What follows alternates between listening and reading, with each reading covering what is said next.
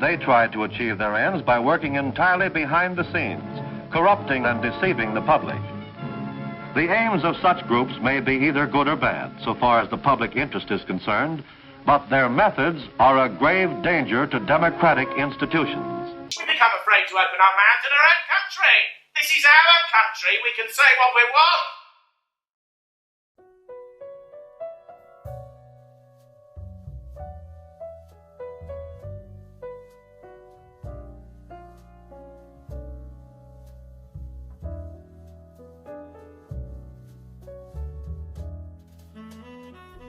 Entire bottle of wine, man. I'm not like I don't really drink at all, actually, but I still don't understand how one is able to drink an entire bottle of wine in one sitting. That's fucking impressive.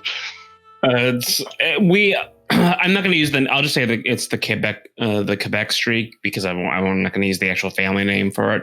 But my family, I have what I call the Quebec streak of just kind of this it's the more wild side of it, and I definitely had it. It's died out quite a bit as I've gotten older. All my siblings have it to a larger extent. My dad greatly exemplifies it. And yesterday was because I was at a wedding that was on my dad's side of the family. There was a lot of the extended French Canadian bloodline relatives, and yeah, it was coming out last night. Yeah, the wild streak is a blessing. I think it's better to kind of have that maverick phase and then have to temper it as you get older than sort of learn to be force yourself to be confident and force yourself to put yourself in situations and so forth. I think it's, at least for a young man, I think it's definitely preferable to be just naturally insane to some degree. Yeah, those Quebecois wild boys, you got to watch out for them. Scrappers. I mean, they really are. They're scrappers. In my deadpan, sarcastic way, but I've always called my family like white trashionalists. It doesn't like because she has a very dim view of white trash. She doesn't really like that term, and I understand why. But that does describe the Quebecois experience to a certain extent. There is a certain level of white trashionalism within it. Yeah, like white trash itself, the label. I don't know. I think it used to be kind of an affectionate little euphemism for certain types of people, not necessarily intrinsically demeaning, but it's definitely no longer so. Like if someone says white trash, especially the types who are liable to say it, the types of people who are liable to have prejudices against that kind of person, it's almost universally a negative right now. Yeah, and the issue is that white trash and redneck became synonymous. Yeah, redneck is another one as well. For a certain class of people. There's nothing wrong with being a redneck, and like what white trash should really be understood as lumpenproll, and I'm never going to claim lumpenprolls as my own. Like lumpenprolls are just completely despicable. I mean, that's why they're lumpen. It's just like the completely despicable people. Yeah, they're the people without a race. Yeah, exactly. They're the lumpen race. They're the types I see when I have to go, when my wife needs something at 2:00 in the morning and I have to go run up to the 24-hour Meijer. It's like that's what I see up there. It's like, oh, there's the fat white woman with the black boyfriend and the mulatto child. Like, yeah, the kinds of people that when you're around, you just get this preternatural feeling of circling the drain. Yeah. All right, but we didn't have you on to talk about white trash. We had you talk about, the one and only Jonathan Bowden. The lugubrious class. The lugubrious Jonathan Bowden. It was actually nice. I haven't, because I'm a big Bowden fan, but sort of in prep for this episode, went back and watched a lot of his videos, and you forget how eloquent of a speaker he was, and how engaging his stuff was. Because genuinely compelling. Yeah, because I don't know how you two first came across him, but are we recording now, by the way? Yeah, I had that all recording. It's all gonna get chopped up in the edit. Oh, okay. All right. Yeah, we record like shooting this shit at the beginning for like the so it's a cold open. Yeah, gotcha. Yeah. Okay. But then I screwed that up. Then no, you didn't screw anything up. Again, I go through this. I people should see how the sausage is made, because I get that, and maybe I'm just intimidated the way that Plaza was when you revealed your homosexuality to him. Oh shit! Oh my fucking god! It's that. Oh my. I'll beat the shit out of him later for No, you. don't worry. I'm already fucking tracking him down. I want to do it myself. Enzo, I didn't see this tweet. What's the backstory here? This is gonna be the best. Okay, yeah, I was talking to the wrong person. Yeah, this is gonna be the best road trip ever. The road trip to beat the shit out of Plaza. Yeah, it's I have quite a few people that I think are willing to come with me. Like half the people from the group chat were. I think it originally started in the Enzo chat, but there's basically no backstory to it aside from one day Plaza decided that he was going to start calling me a faggot, and it's just kind of stuck. And I don't think he's ever gonna stop. And it's being picked up by more people. And it's a fuck. I don't encourage it. I don't interact with it. Whenever I see him post it or a post about it at me, and I see other people adding me in the comments, I don't touch it because it's the type of thing that you nothing you can do will stop that shit except for ignoring it. Because if you vociferously deny it, then people are just gonna go, oh, why are you denying it? You know. So. Sadly, I know exactly how you feel and what you mean about that because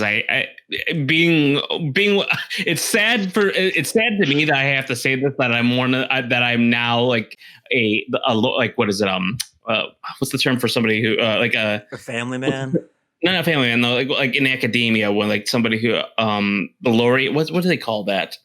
I've had too much wine. The term for like for somebody who's been in the institution so long that they have to create a position for me. Not tenured, but it's like the it follows from tenure. Yeah. Anyways, I'm like the dean laureate of racist podcasting.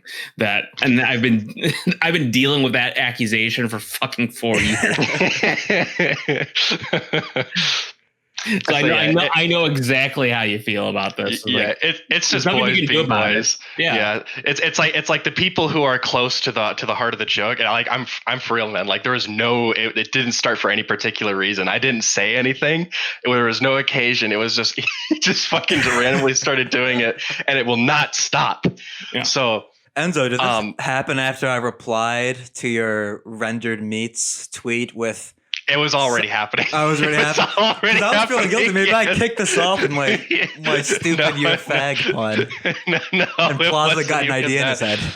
Well, it's actually very perfect that Plaza's Avi is that Brendan character from The Sopranos. He's just the hanger. He's the greasy hanger on who it just he's there and he causes nothing but problems for you. One day he's gonna either catch a bullet or catch a fist. Depends on how lucky he is. Well, we'll see how the road trip down to Louisiana goes. Yeah, he's southern too. I gotta say, I used to live down there, so yeah, I'm more than happy to make the trip.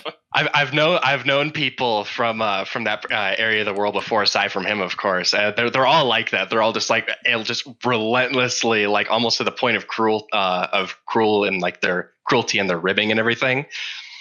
So I was thinking, well, he's definitely a Southern boy, you know. I'm going to talk out of my ass and say it's a French thing because I've always felt home in any place that's got a French influence, whether it's Louisiana, Louisville, Maine, or Detroit, Michigan, like any place that's got the French touch to it, I've always felt home, and so I'm just going to blame it on the French. So is calling people faggots for no reason a French trait? And yeah, actually, yes. Okay. Actually, yeah. Yes. I'm not saying it's a bad thing. I just want to make it clear. Absolutely. Not to disparage your Quebecois heritage, but yeah, no, it might be my Anglo blood, because the French, they grind my gears. I remember like one time I was in Paris. I brought my girlfriend with me to Paris, and this French waiter starts hitting on my girlfriend, like right in front of me as he's bringing food, or girlfriend at the time. And it's like I almost had to fight this waiter who just refused to give up, just openly flirting with her at the restaurant. So it's, I do think they busting chops, like busting your balls, just being like an asshole for no particular reason. I think that is sort of a French characteristic. It's the way they write too. Oh, absolutely. I can tell you. My wife has started just like out of the blue, she'll start busting my balls for no reason whatsoever. I know women in general kind of do that stuff, but like she does it in a particular way now, where it's like, okay, you're definitely a part of the family now because she has absorbed everything that my family does now. Oh man, Match made in heaven. I gotta say, man, like it's really amazing, like seeing how far you've come. Like I don't know, you're older than me, so it's kind of weird saying that in the position I am in life. But I remember like this time last year, you released a podcast, and I can't remember what it was, and you were talking about like how like black pilled you were to put it in the to put it in a meme way, you know. But and I was like, damn, Borzoi must be going through the hard time now. And a year later, you're fucking married and you have a kid coming, like. We're all gonna make it. Yeah, things do change on a dime, and my darkness is very, to be honest, it's very job oriented. It's that I was in a really bad place in terms of where I was working, and I really had no choice but to work there because of it was just a number of economic factors, and I was basically stuck in a rut. So, and I'm also like, the thing is like. And I try to pull back on that a little bit now, but I'm prone to I have a history of depression. I'm prone to melancholia.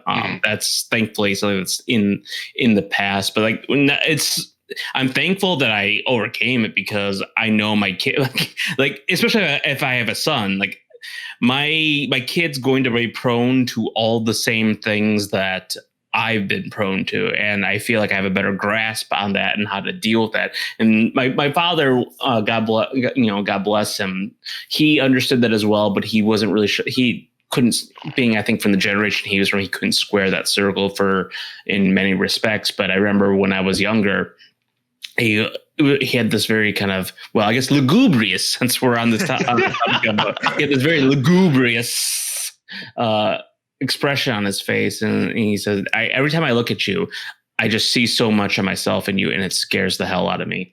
It was the essence of how he said that to me, because it seemed like, to me at the time, being young and immature, I thought we were worlds apart. And being older now and kind of becoming into my own as a man, I understand now what he meant by that, is that there's just that wild streak, that wild melancholic streak within our family that he wasn't sure how to prepare me for it. And I kind of had to figure it out on my own with a little bit of his guidance, but had to figure it out on my own for the most part. So I hope that at least I can take the lessons from that and impart that if I have a son. Actually, a daughter might even be worse, to be honest. I might, regardless of the sex of the child, I might have to deal with the genetic situation of that. Yeah, raising yourself in a sense. Yeah, doing a better job than your parents did, regardless of how good your parents did. Yeah, and that's all what you always hope to be as a parent, is that you do better, and you have to recognize, like, well, I was young and foolish once, and I didn't give my parents the credit. And when I raise this child, they're going to treat me the same way I treat my parents. Oh, they don't know what I'm dealing with. They don't know what they're talking about.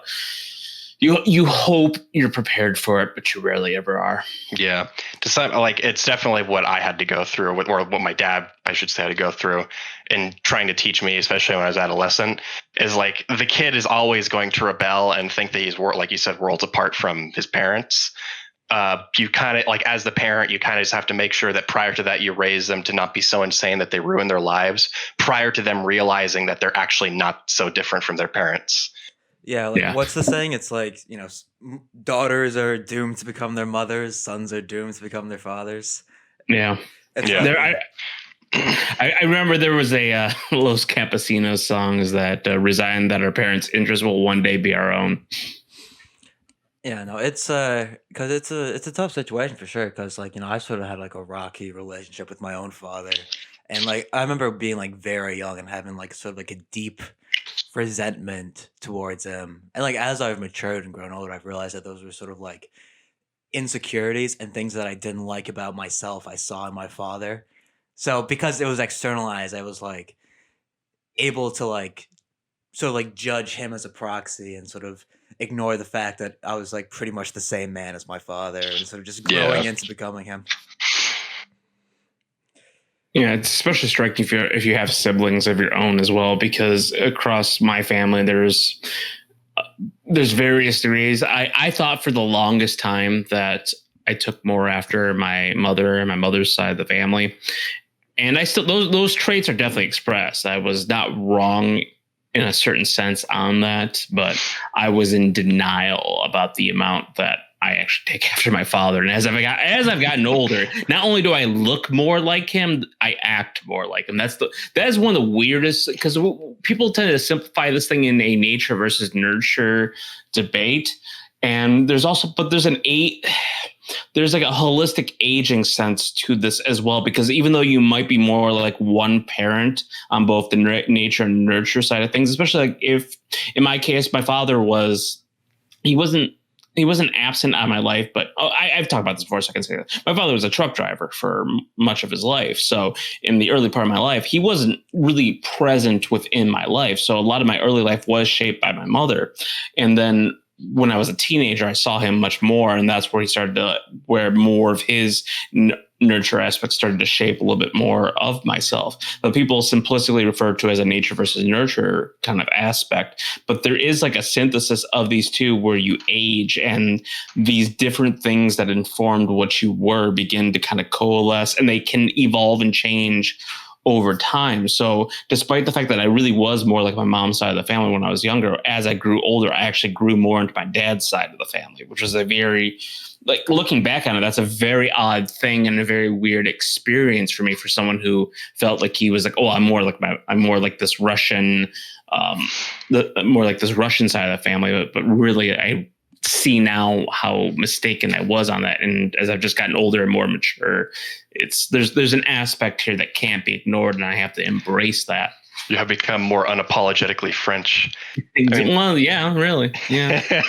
The thing with the whole nature versus nurture argument is that even the two, nature and nurture, is sort of a false dichotomy. You can't separate the two of them, because if there is a nature, and I'm pretty sure we're all agreed that there is a nature. We're not hard left on that. Yeah.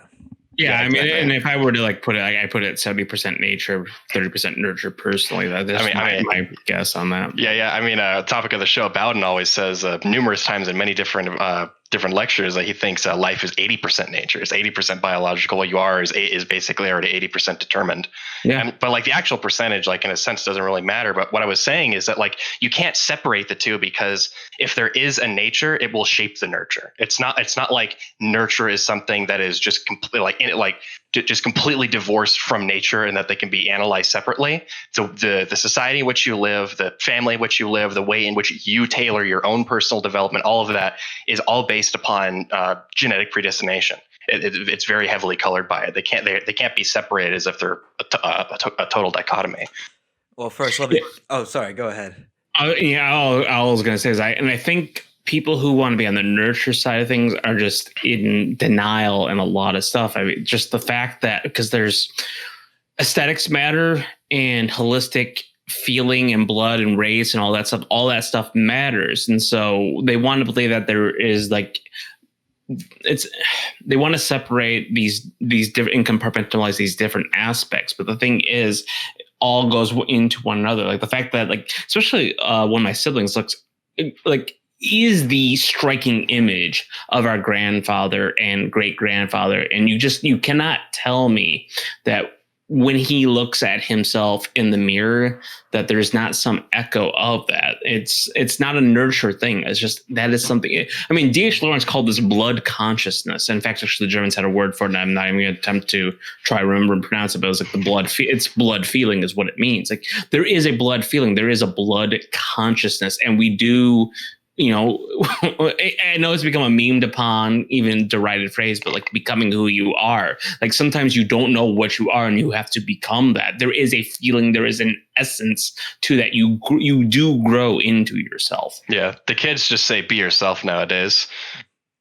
Well, then they're wrong. Don't be yourself. Grow into yourself. Yeah. It's either be the best version of yourself or grow into yourself. Yeah, grow into yourself. Yeah, there is sort of like I don't know, sort of like a biological telos, like sort of like an acorn becoming an oak. An acorn is not going to become anything else. So it's like, as a young man or as a boy, you are going to grow into something, and sure, that's going to be shaped by circumstance. But there is, a partially formed thing that you are becoming, and you're sort of at the mercy of nature, natural processes as that develops. But I do have to commend Enzo on that very good transition from from the 70-30 to 80-20 Attempted Bowden. transition. Oh, that was so clean. That was so clean. But like Bowden said, it was even the part, because when it comes to like nature versus nurture, I think you describe it as 80% nature, 20% nurture. The 80% nature being biology, but even that 20% nurture, I think he deemed that ecology. So sort of, Yeah, even the atmosphere that you are born into is sort of, the nurture is natured. the nurture is natured, and sort of how cultures and civilizations are sort of biological and like racial in like they're racial and biological prior to becoming civilizational or cultural. It's an outgrowth of that precondition. Yeah, like we're not.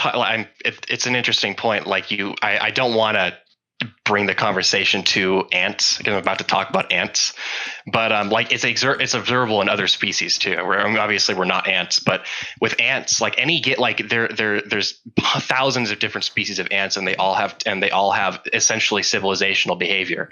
They create very large societies, or relative to them, societies composed of very large individuals, and they have very specific behaviors, and the behaviors can only be genetic.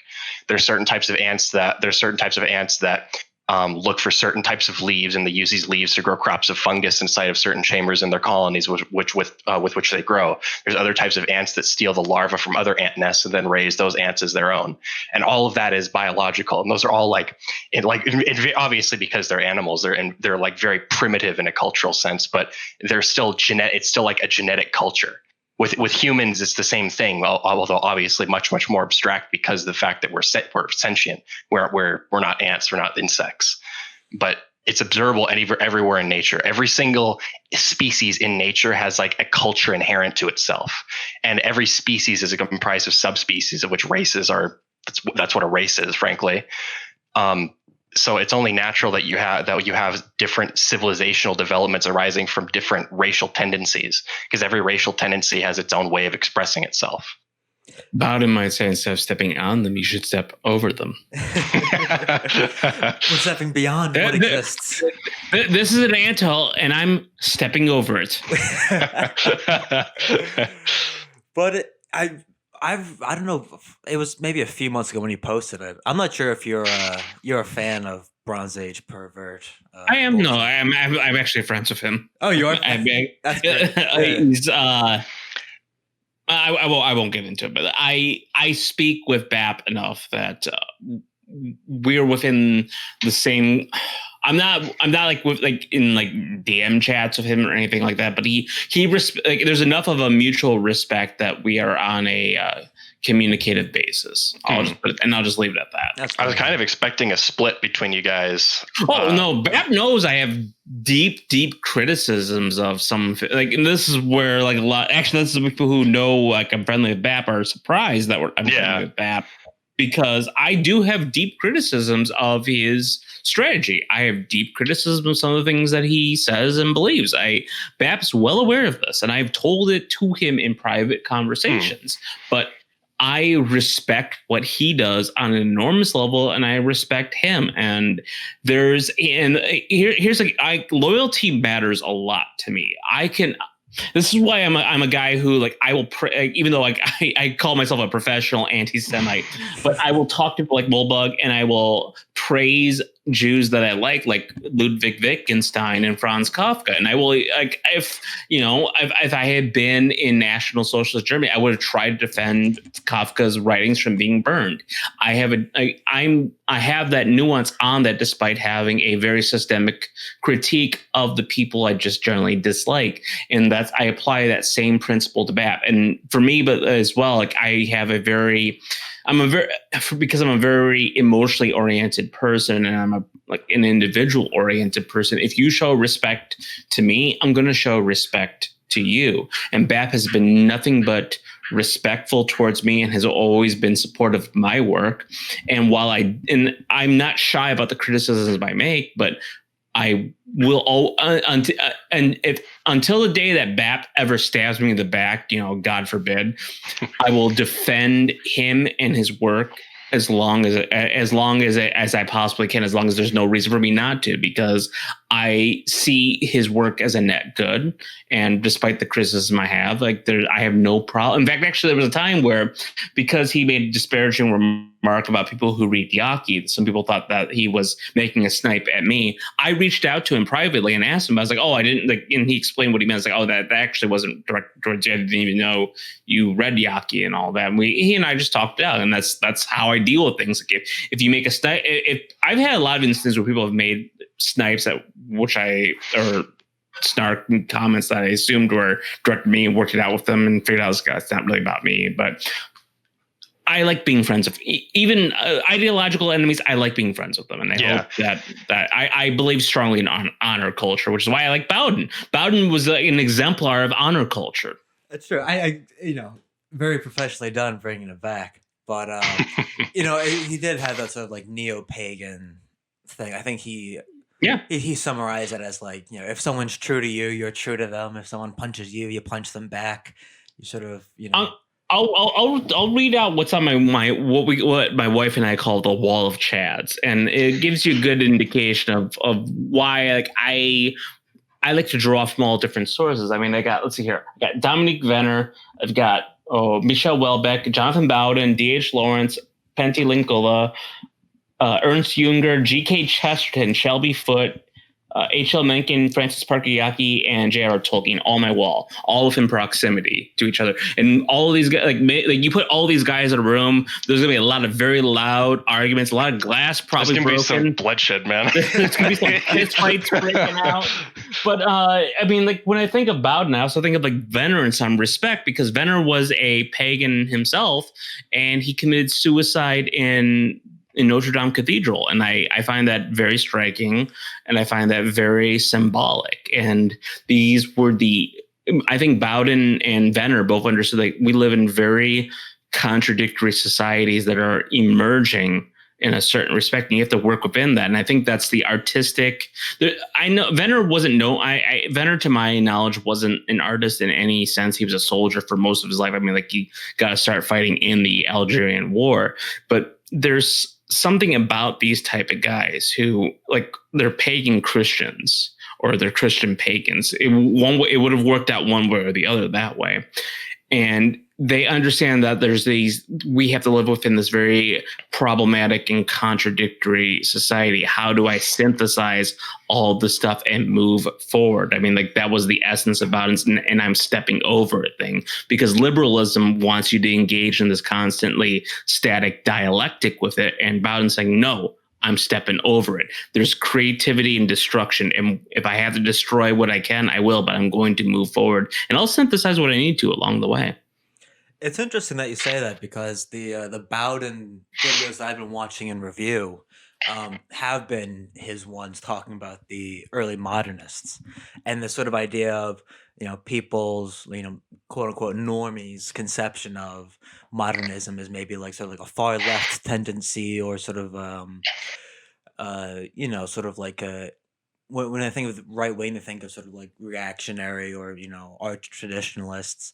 But the fact of the matter is that a lot of these modernists and, a lot of the progenitors of the modernist project were these sort of very anti-democratic, anti-the masses, very right-wing movements. And I do think that that same element that you talk about there with Bowden of sort of like stepping over liberalism's static dialectic was present in sort of the early part of the 20th century, where you had this sort of, you had these bourgeois liberal parliamentary states in, France and Britain, and there was sort of a certain set amount of things that you could talk about or discuss as, quote unquote, genuine politics, legitimate politics. But at the same time, people understood that there was a new world, being born. That sort of the old world was dying, people were feasting on its corpse, and there was something to be born. But the politics of that time was, was bookended by these sort of parliamentary parties. So I do think there can be something very right wing about a creative destruction like that, that maybe people don't think about too much, because you think of sort of like English conservatives now, and I know that you have your own sort of like dismissive, you call people Republicans, that you don't like, and it's very funny. But yeah, but I actually mean that in the Republican Party, the United States Republican Party. Like it's just because I write in the lowercase Arnie Bro style kind of way that I should be capitalized to that. Like the people who believe in republics is a completely different thing, and I'm not referring to them. I'm referring specifically to the United States Republican Party, which doesn't have an ideology. So that's true, but and that's what I mean, where it's like in a similar way to those early modernists that Bowden talks about. In our own time, we're sort of seeing like the liberal party politics exhaust itself, and both sides seemingly have to play up like the threat to like in the case of losing, like you have Charlie Kirk going on Twitter saying they're gonna come after your children, they're gonna kill you if the Democrats win, and the Democrats are saying it's gonna be a full-on fascist takeover. And I think a lot of that is just trying to build up energy, because really no one believes in the dialectic besides a few professional politicians or party apparatchiks or progressive professional activists.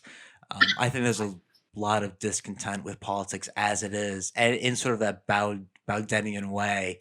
You have to step over what exists and sort of like the narratives that have been created by the regime and sort of the framing of the regime. So like imagine not only an art that is a complete break with what came before, but a politics that's a complete break with what came before. And sort of escaping what's the sort of mental barriers. People overuse the term Overton window, but sort of that implies a left-right thing already. But sort of even beyond that, breaking down sort of mental barriers that are set up and trying to imagine politics in a way that is truly revolutionary, or truly a break with what you're allowed to think by the regime. A large part of this is an Anglo problem, and that's why I got very interested in both continental politics and continental philosophy, because the Anglos, and by extension their colonies, have a strong tradition of parliamentarism, which is, I mean, that's in part that's like the Anglos. You can get like very autistic in terms of describing the history of this with the Anglo-Saxon tradition, and Hitler himself noted on some of this stuff. And that's why I think Bowden's very interesting, because you look at the history of England, and Wyndham Lewis he tried very desperately to because he was very interested in D.H. Lawrence as well. Like, you have Englishmen who look to the continent or look elsewhere because they know there's something troubling with, or there's something problematic within the Anglo-Saxon tradition that prevents them from being able to do anything truly forceful and truly energetic. The Anglo-Saxon tradition constantly looks outward. It's the maritime tradition of looking for other places to colonize, other borders, but eventually that has to collapse and it turns back inward, and you see what happened. I mean, there's the Jewish question involved in all that as well, and that's a completely separate topic. But there were English thinkers and writers that were perplexed by this and troubled by this, and that's why they tried to create something forceful. You see, Wyndham Lewis wrote a book about that praised. He actually wrote the first book that praised Hitler. To be honest, that's officially the first book ever written on Hitler, was his work on that. He eventually went back on those views. That's a whole history in and of itself. D.H. Lawrence died in 1930. But he was always talking about this blood consciousness, and he was constantly looking for something that revitalized the English spirit. And I think it probably helped that he was married to a German woman, which gave him some of that continental mindset. I think Bowden, despite being quintessentially English, I can't think of, I mean, like, he always looked towards Mishima and other figures and like to look for something that was aesthetic and that could revive. And he was pagan. He looked for something that could revive an essential spirit. He wanted to find an essential spirit because that's just lacking in the Anglo tradition. And Bowden had a very continental mindset, I would say. And he truly believed there has to be something there that, because a common thing that's said about the United Kingdom is that it's of Europe. It's within Europe, but not of Europe. And Bowden would have said, like, no, it has to be of Europe. It has to be there. Otherwise, this is all going to fail. This is all going to die. And it's that there has to be something within that.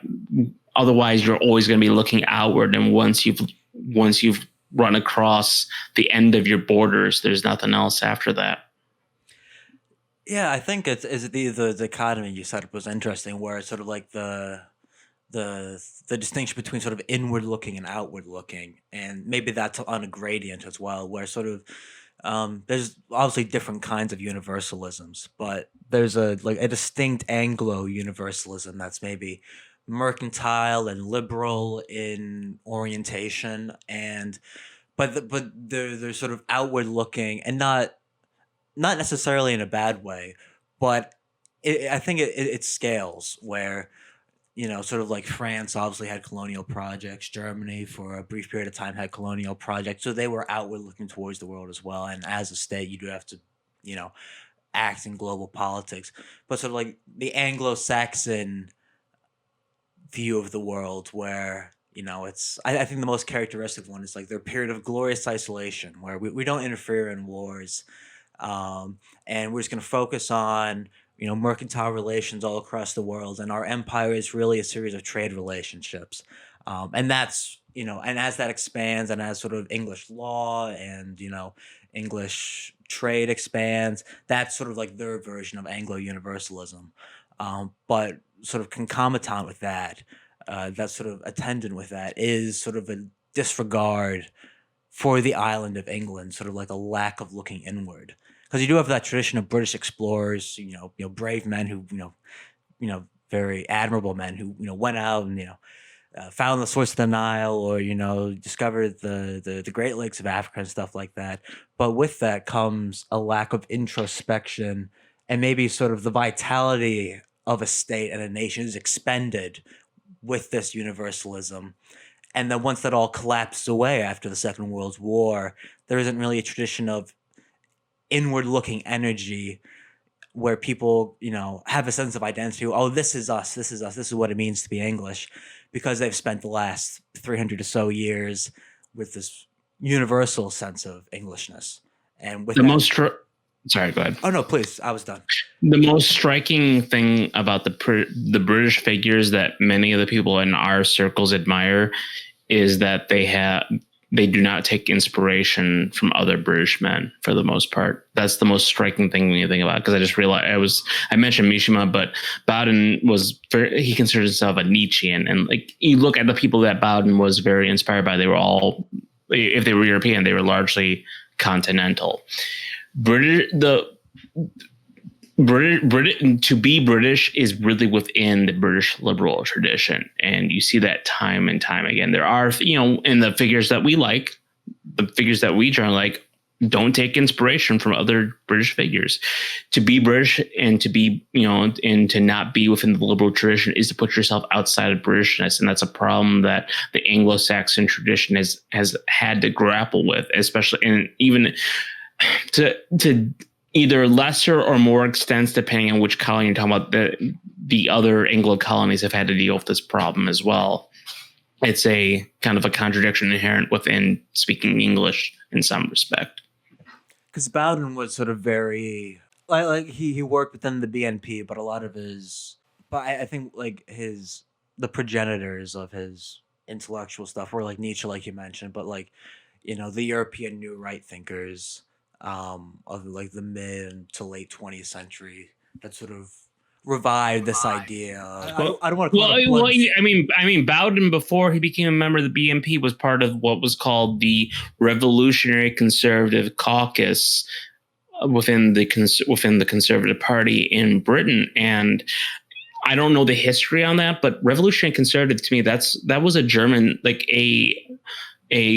the period between World War I and World War II, there was, before the National Socialists ended up winning out, there was what was a movement that was called the Revolutionary Conservatives, of which Ernst Jünger was a big part of, as well as many, like dozens of other figures within that. Like when I hear revolutionary conservative, I hear German. That's a very like non-British, like the idea of being revolutionary is actually very antithetical in many respects to the British mindset, because the American Revolution wasn't really a revolution in the sense that the word, it was a separation in many ways. And you had, of course, Dr. Johnson, Edmund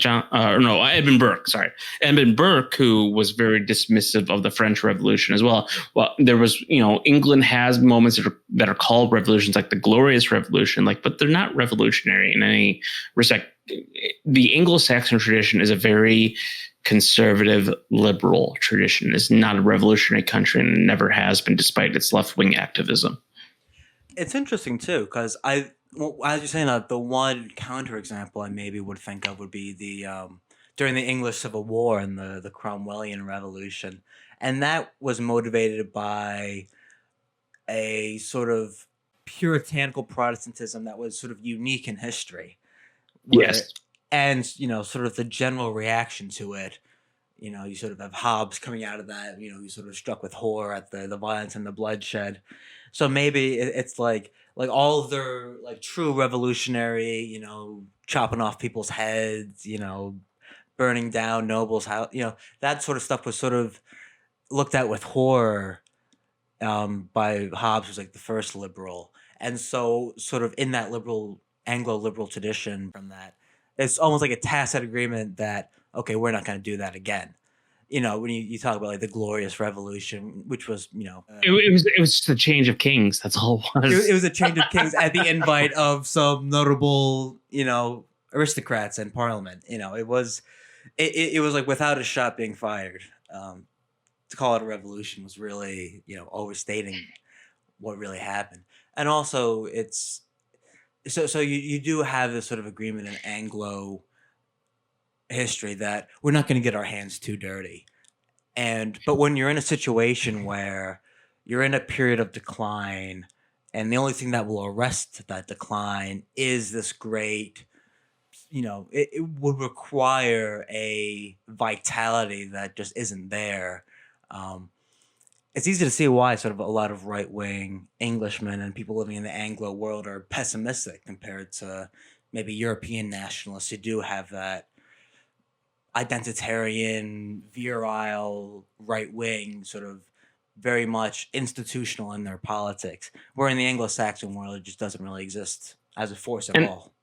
And I think that's why Bowden's so inspirational to people, because you're right on the money on that. Because I've been reading Wyndham Lewis, and this is a problem noted time and time again, is that within the Anglosphere world, there's a sense of, well, the left wing has a deep sense of itself and a mission, and it's completely viable to anybody with any sensibility. But the right wing is no choice whatsoever, because they offer nothing. I mean, Wyndham Lewis, even as far back in his 1931 work on Hitler, said that the conservatives conserve nothing, and we're 90 years later still saying the exact same talking points. The conservatives conserve nothing. So if the left wing is just this vile choice that just keeps marching on no matter what happens, and the right wing offers nothing, then it speaks to something that's deeply problematic and deeply sick within the core of the conversation of which we're having. And that's why Bowden's just so striking, because he was so forceful and so sure of what he was talking about. Like there was no, and I see this even like the last 50, 60, 70 years, you look at anyone who was like a right-winger British person, and there's nothing but alcoholism and pessimism and despair about the future. And like Anthony Burgess wrote a book called 1985, and he was convinced that Islam would take over Britain. And you read other works, and it's like, what are you guys even fighting for? Do you believe anything? I understand, like, you want to preserve pretty statues and pretty pictures. And I like pretty statues, and I like pretty pictures too. But what exactly is it that you're fighting for? What do you believe in? Is this something you would fight and die for? And you don't get the sense they do care. It's like they are riding the inertia of history. And Bowden strikes you something like, I will burn down all the history behind us if there's a future. And that's why people like him, because he believes in that creative destruction. But you hear that British voice, you hear that. Like, one of my favorite stories about him is and I think it's to his the same speech where he talks about liberalism as moral syphilis. And somebody who's describing the events of that speech says there was a speaker before him who had a microphone. And he spoke very timidly, and Bowden didn't have the microphone, and he just bellowed out. It's like, yes, I heard this too. Yeah. Can you hear me now? And it's just like that. That's in the recording. Him saying, and that's the essence of Bowden right there, where he does, like, he looks at an instrument and it's like, and says, and does not even regard it as an instrument. If he's the exemplar. So D.H. Lawrence wrote Studies in Classic American Literature, and he did this thing on where he made fun of Benjamin Franklin's virtues, and he did his own virtues. He set out like D.H. Lawrence's virtues, and one is like, if you've got something to say it hot. Is the essence of that, and Bowden exemplified that. That's true. It is that tradition of, like, because I do want to defend the Anglo, being part Anglo myself. I do have that natural instinct, but there is sort of that Anglo-Saxon, Parliament tradition of rhetoric, and sort of that being drilled into people at a young age. And you do have this sort of, so there are individuals where, they're able to speak bombastically. They have a voice that's able to fill a room.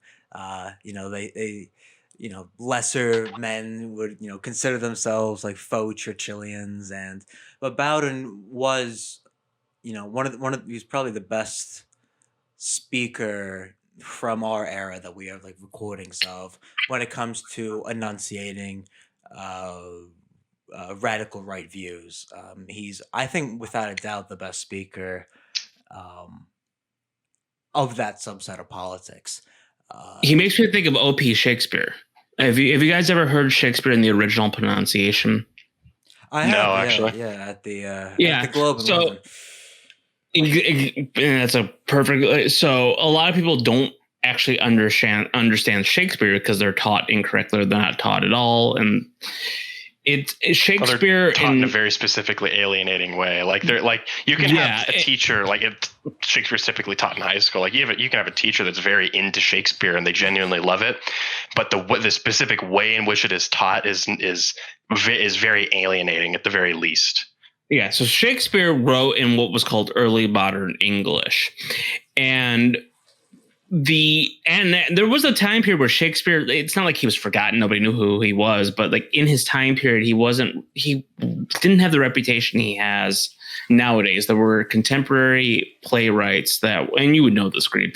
There were contemporary playwrights that were considered a little bit more better to read. Theater is a very long and complicated subject, but like Shakespeare's reputation has especially risen because of the rise of the bourgeoisie and the way that they've implemented theater, which, like, when people think of, like, especially the way they think of theater of like to be or not to be, and they think of this very highfalutin style. That's not how Shakespeare was ever done. Shakespeare was like pretty firmly middle brow. There's a lot of brilliance in Shakespeare, but like holistically, he was a very middle brow poet who was very good at just like sticking the landing on a lot of his plays, for lack of a better way of describing this. And English has evolved. The English language has evolved since then, and there's puns and meanings that you're missing because you're not hearing English in the original pronunciation of Shakespeare's time anymore,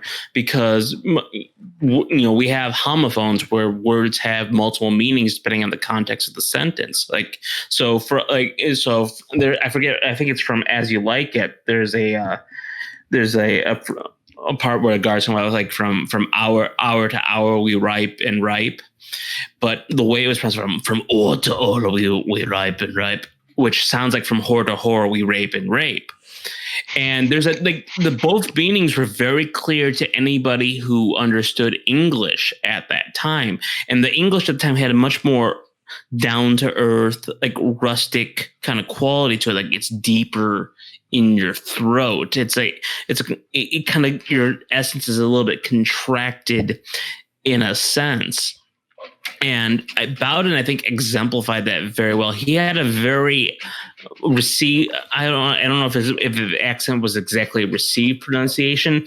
He was a very educated man. He spoke in an educated way, but with the forceful, energetic quality he had to it, it really kind of brings to mind. Like you could see Bowden easily walking around in early modern English times, like speaking Shakespearean English, and you would have no trouble believing it. He imbued that earthy quality that I think is the best part of the Anglo-Saxon tradition. Because as much as I'll praise the continental tradition, there is something within the Anglo-Saxon spirit that is worth preserving, and I think Bowden taps into that blood energy there. It's interesting because he does talk about the because he was always a fan, and scholar would be, I don't think he would classify himself as a scholar, but he was a very learned man when it came to not only ancient theater and folk theater, but also contemporary theater to his time.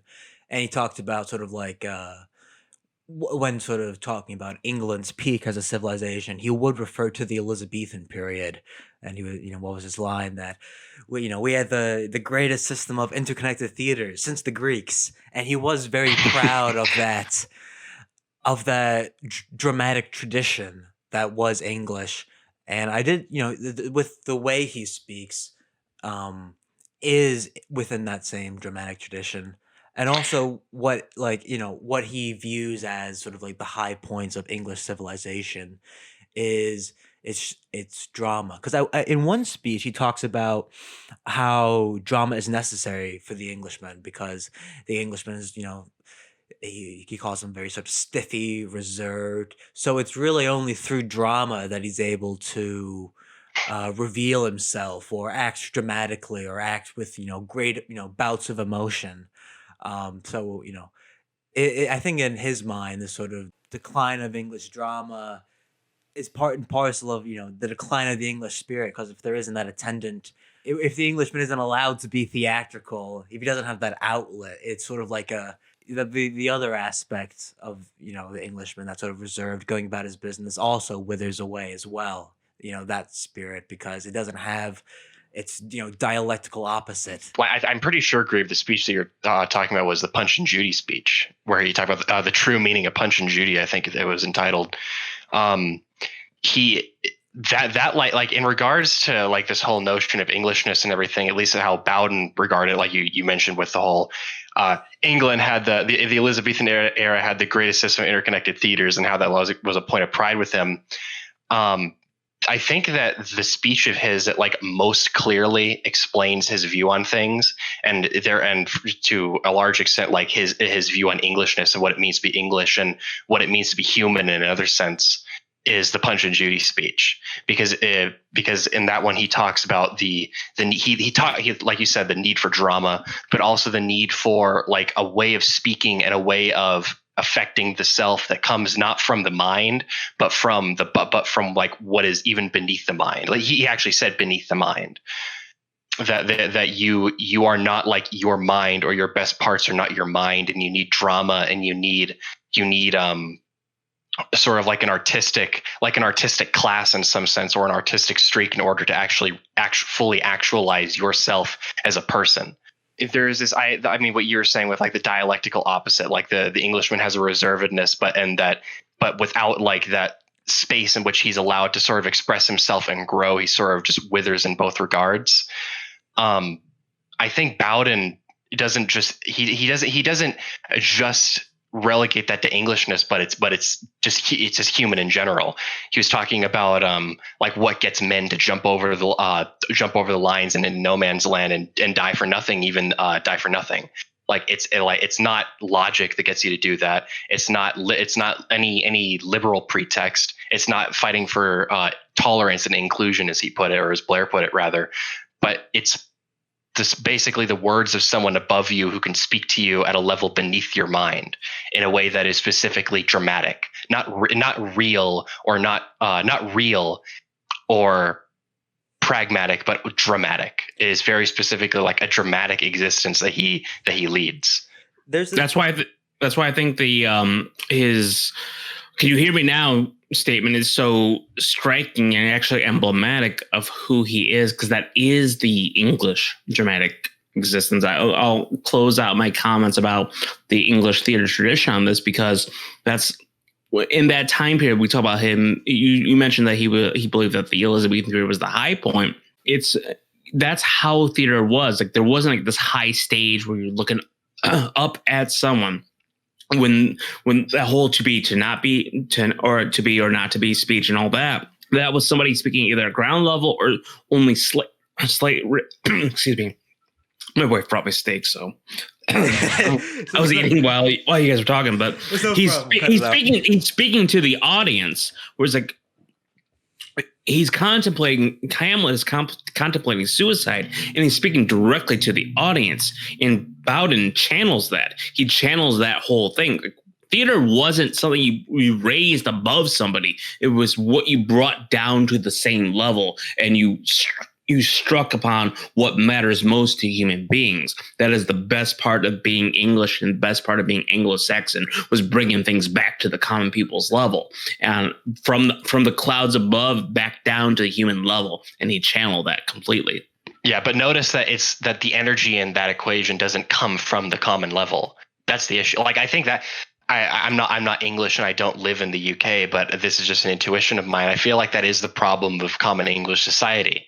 I mean, it's the problem with pretty much any Anglophone country, I think, right now, is that all the energy is very it comes from the common level. It comes from this like a very like low, like at the highest level you have like middle class aspirationalism that kind of fits into the, I guess, like transcendent category. Like to transcend in today's terms is to rise above your economic class into a higher class. It's not spiritual in any way. True. It's plebeian without being proletarian. It's sort of like a very middle class liberal values, very sentimental spirit that governs pretty much all Anglo-Saxon countries in the world. And that's what happens when your formative energy, that's what happens when you try to take your formative energy from the lower classes. The lower classes exist and they're good and they have a place, but they aren't at the helm for a reason, and that reason is that they're not imaginative. They don't have a vision other than that which is given to them. And the issue with England is that it's the country of football. It's the country of pubs. And there's nothing wrong with either of those things, really. But there's something very wrong when they define life, when they are your vision of success, when they are your vision of the good life, or at least what is truly meaningful in life. I do think that, because, I sort of have this belief that sort of like, the lower class, not meaning sort of like lumpenproles, as we were talking about before, but sort of like, Volk in the German sense, where it's like there is sort of like, a from the bottom folk tradition that is of value, and sort of like the way common people speak, and sort of like regional dialects that are interesting, but are also sources of creativity and local folklore and local stuff. And I think that all has value, and also higher class, sort of like erudite, but without being academic. Sort of high art that also has value. But I do think the main problem with modernity as it's configured today is that, because it's not like poor quote unquote white trash running the show. It is sort of in the James Burnham way. It is these middle class managers that abandon that have been sort of raised up from the bottom, that have abandoned that sort of folk tradition, but aren't particularly cultured and erudite enough to possess sort of like aristocratic qualities. They don't have those sort of virtues to begin with. So we are governed by a class that is in this weird no man's land that's neither earthy in the way that Bowden was, or the way that sort of like the mass of people are when they're sort of living in an organic society. But they're also not, sort of virtuous or erudite in the way that sort of an aristocratic society is configured. It's this scheming, tiny little, like sort of small souled politics. So, the scheming, trying to get advantage, sort of politics as career. I remember, reading Nietzsche. He talks about, this was going to be the era of great politics when at the time he was writing, and I do think that window closed. And maybe this is sort of like a Fukuyamist point, where it's like, but now we live in the era of small politics. Sort of, career politicians telling you that oh no, I'm for you, and no one really particularly believing them. But there's a limited amount of things that you're allowed to have opinions on. Should we have more stoplights, less stoplights? How much should the marginal tax rate be? 36 or 37%. It's the era of small politics, and I do think a big problem with our society is that Small politics inspires nothing. yeah, small politics inspires nothing, and you can't govern the mass with that. You can't inspire anything great with those Yeah. kinds of politics. And you think of like the movements, because I think it is a middle class bourgeois movement, and they're terrified of whether or not they were good or bad. The great politics of the early to mid 20th century. They're deathly scared of them, whether it was the Bolsheviks or the Nazis or the fascists. They're deathly scared of anything of importance happening and interrupting their sort of commercial, comfortable, middle class lives. So those sorts of great politics aren't allowed to take place. They're sort of strangled, or smothered in the cradle before they're allowed to take shape. And so we do sort of have this, the popular will that does support a lot of things that would be seen as radical by politicians. That popular will um, isn't reified in any political platform with any mainstream viability. So that's what causes the current discontent with politics in general, is that there's nothing inspiring. How do you bring men together? How do you bring the mass together into a into a purposeful whole? Or how do you unify this great collection of individuals for some great purpose? That's not a question that's asked anymore in politics. It was 80 years ago, but that's not the era we live in anymore. Yeah, like Bowden's position on like how you mobilize great masses of people is you speak in a way that only great masses of people can understand and think in terms of, and that's like at the instinctual level. That's the idea of charisma. You say something to someone that even if they don't know what you said, they know what you're saying. Because you might not be talking with a microphone, but you're talking to a great number of people, and the people in the back can't quite hear what you're saying, but they know the energy of it and they know what you mean, even though they don't know what you're saying. But that kind of like way of speaking, I mean, Bowden says it directly in the Punch and Judy speech, is very, very viciously derided even by people today, especially by the sort of middle class aspirationalists that we're both talking about. Because who else? Because who other than Hitler is who he's alluding to, typified that kind of speaking. That is what people know, even at some degree of even at a popular level, is that Hitler was very charismatic. Hitler controlled Hitler controlled Germany. He brainwashed Germany with the sheer force of his charisma. It has been like that way of speaking and that way of affecting the masses with something genuinely inspiring has been demonized in a way. It's no longer something that people look upon as a virtue, except for when they are being spoken to that way. Yeah, sort of like great politics are viewed with suspicion. Yes. And in the era we live in, where America has sort of reached the end of its Augustan point, and it's going to be a slow decline. Maybe like the Roman Empire, it will, be comfortable in some portions and uncomfortable in others. The decline can take, years, decades, maybe centuries to completely occur, but everyone, I believe, understands that. If someone, like the president comes out at the State of the Union and says America's best years are ahead of her, No one fucking believes that anymore.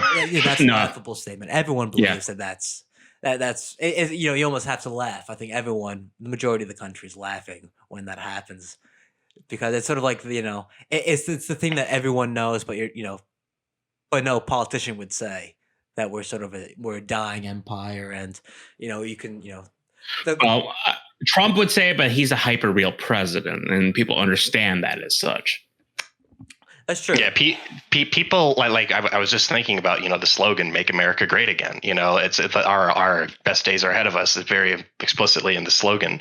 People never really got, or at least most you're the average Trump voter, never was on board with the Trump campaign because they really genuinely believed in it. They did so because of the spectacle of it, the spectacle of Trump. I mean, what you were saying with how the hyper real nature of his presidency and of his campaign. I mean, people just a non-insignificant number of his voters vote for him because he owns the libtards, as they perceive it. It's like, man, that's like, I'm doing that as like a ironic joke, even because I've been doing that a lot lately of the owning libtards. So like they, in their heart of hearts, they like Trump because he owns the libtards as they see it. Yeah, because that's the most pure expression of the conservative impulse, at least in this country, because you can only be conservative insofar as you're not liberal. It's a purely negative position. So what is more conservative than owning the libtards?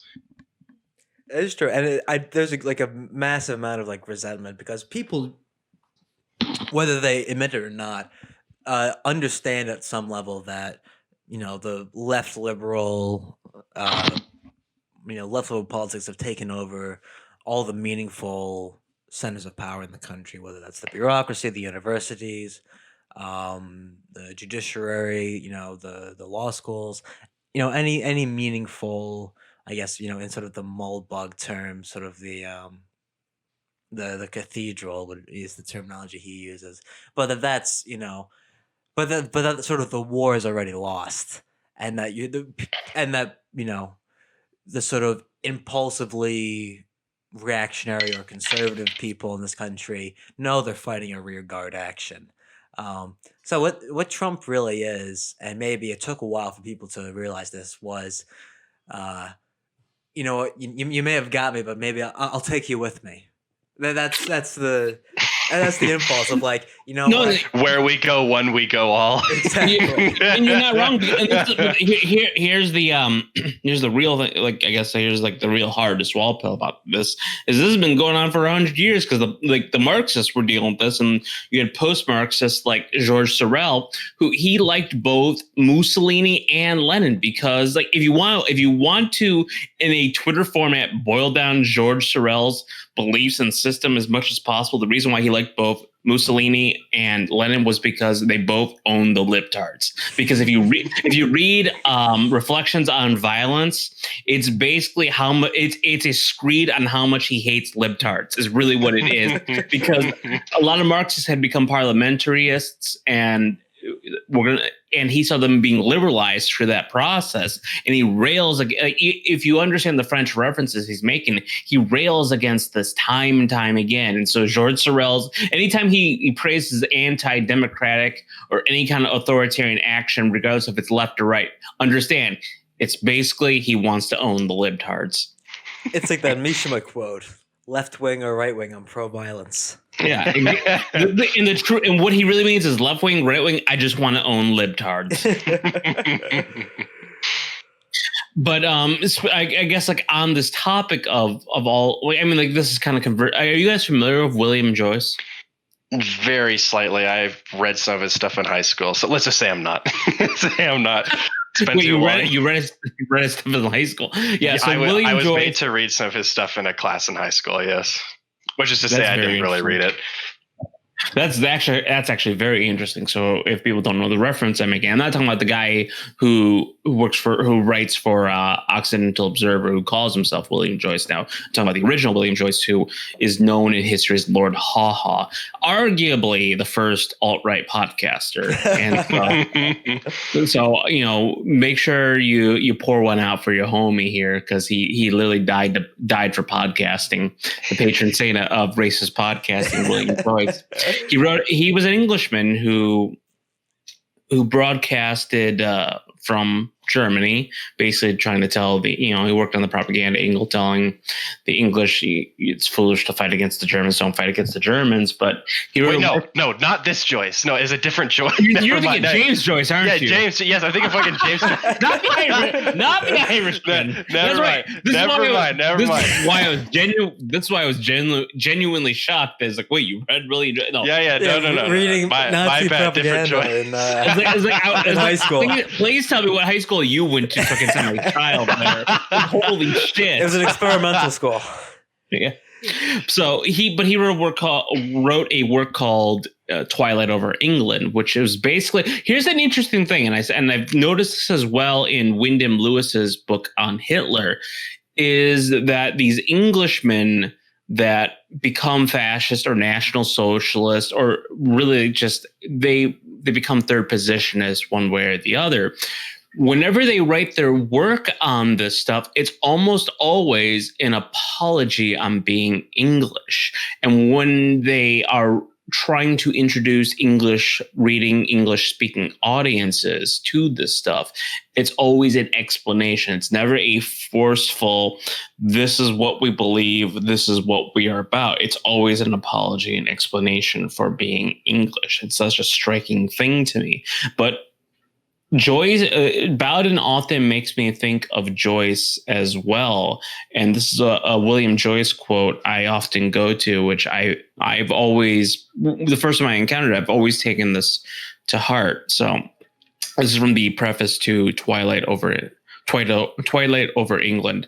There were various movements in societies larger than ours, which were in general favorable to National Socialism. But in my opinion, it was desirable that there should be one which would maintain the purity of the doctrine in the extremest and most uncompromising form. Moreover, I have always believed, in the face of experienced advice to the contrary, that he who speaks the truth with passion and conviction is a better propagandist than he who burns the midnight oil, considering in what way a program can best be put before the people. There may, of course, be very different opinions on this subject, but as I once said to a colleague who told me I was damaging my chance in politics, I am not in politics because I want to get on, but because I feel and believe things that I consider it a duty to utter. Success be damned.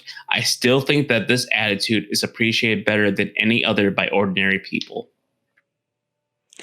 It's interesting because as you were saying that, I recalled that the what Bowden said about truth, and then how sort of like the received liberal idea of what is truthful is there's a left wing and a right wing, and the truth is probably somewhere in the middle. So you're given these bookends, and maybe the whole story isn't spoken by either person, but there's some sort of mushy, wet piece of paper compromise in the middle that's that's the real deal. But his conception of truth was there's if you imagine like a Cartesian plane, there's a curve, and there's a point on that curve that's the farthest possible point. And this was in the Devi lecture. I believe it was in the Devi lecture. I believe he talked about this in Hope for a Future Vanguard as well, where truth is a holy thing, So the idea that it's going to be some wet compromise between, the political statements of two liberal parliamentary parties, is less likely than it being like some vanguard stating a case. The truth is extreme. The truth is very often something that hasn't been considered previously. If you think of all the sort of epistemic revolutions in scientific history, it's like a discovery that, oh no, we've been wrong in the entire time, and you only just find out through experimentation. So I think when Bowden described truth as being really only ever The expressed point by, of greatest extremity. the point of greatest extremity, only ever expressed by a vanguard.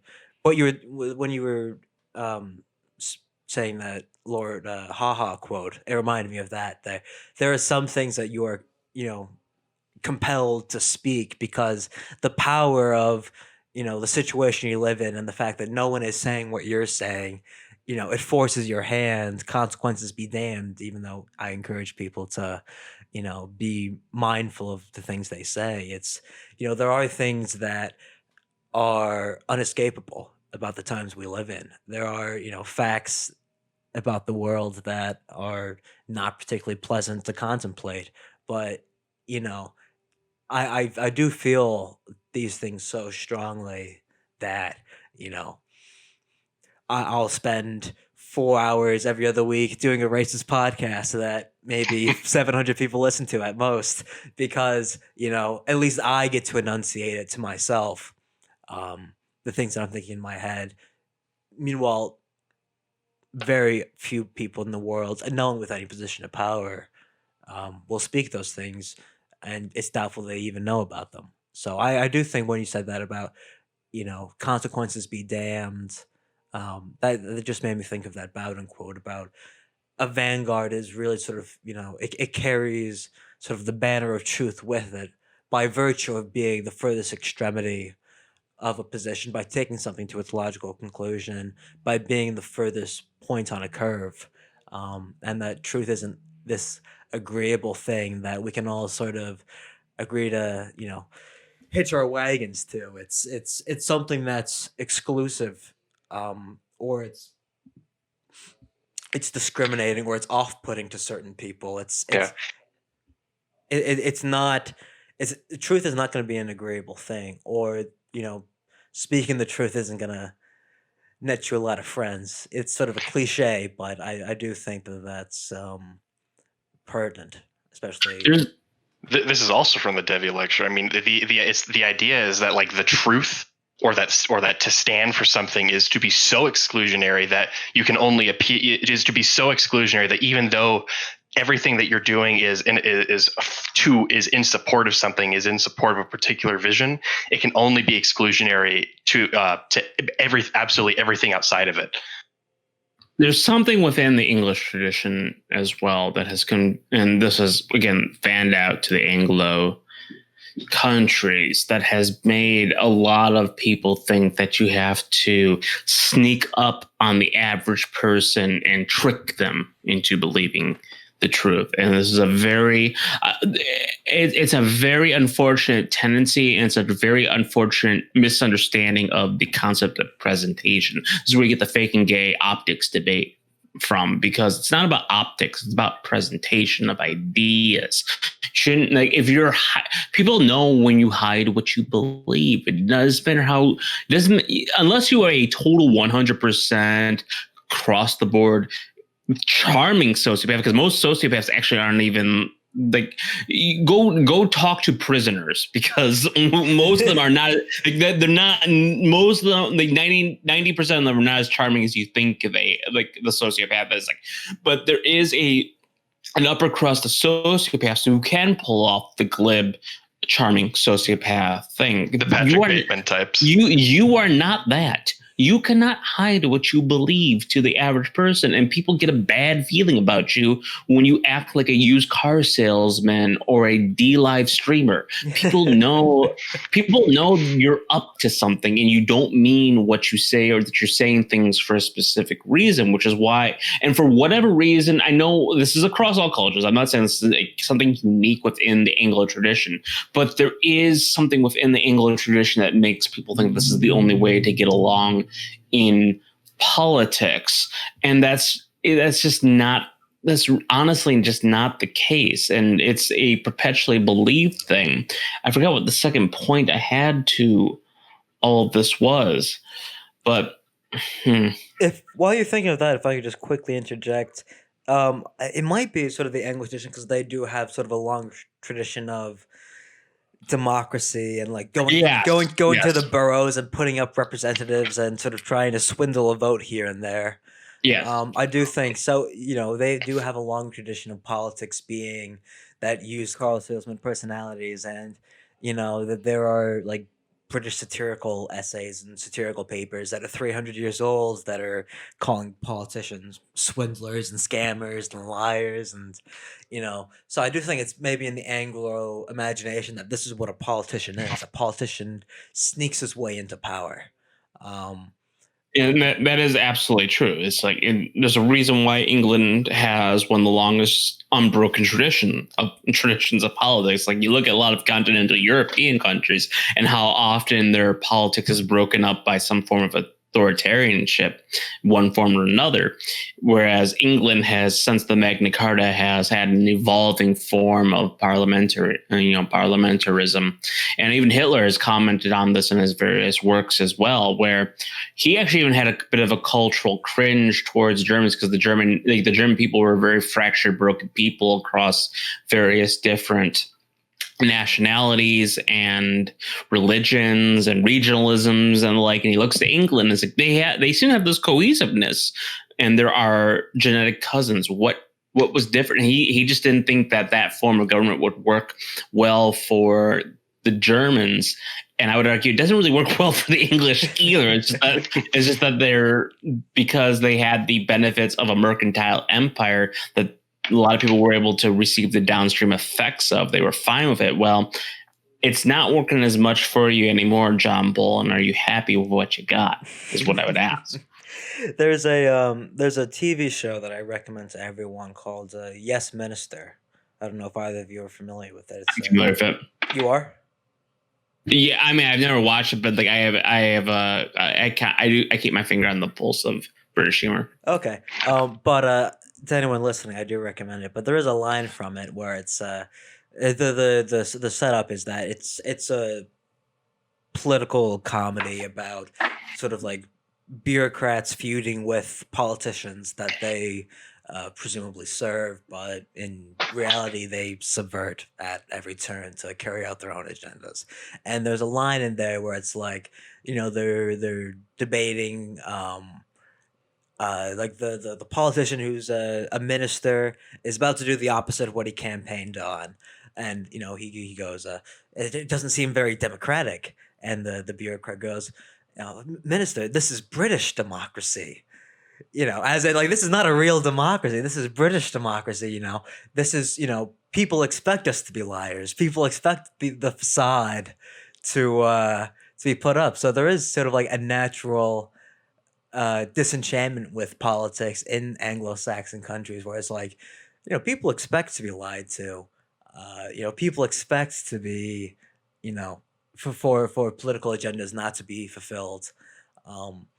But I do think in sort of like countries that are maybe newer to democratic traditions or do have a tradition of authoritarian, efficacious government, there's an expectation that government will do something when they say they're going to do it. So I do think that is why in America and elsewhere, I think this was the problem with the BNP and also like right-wing movements in America, was that they did think that they could sneak their way into power, where if we put if we dressed in suits and acted politely and got on the BBC, or in America if we dressed in suits and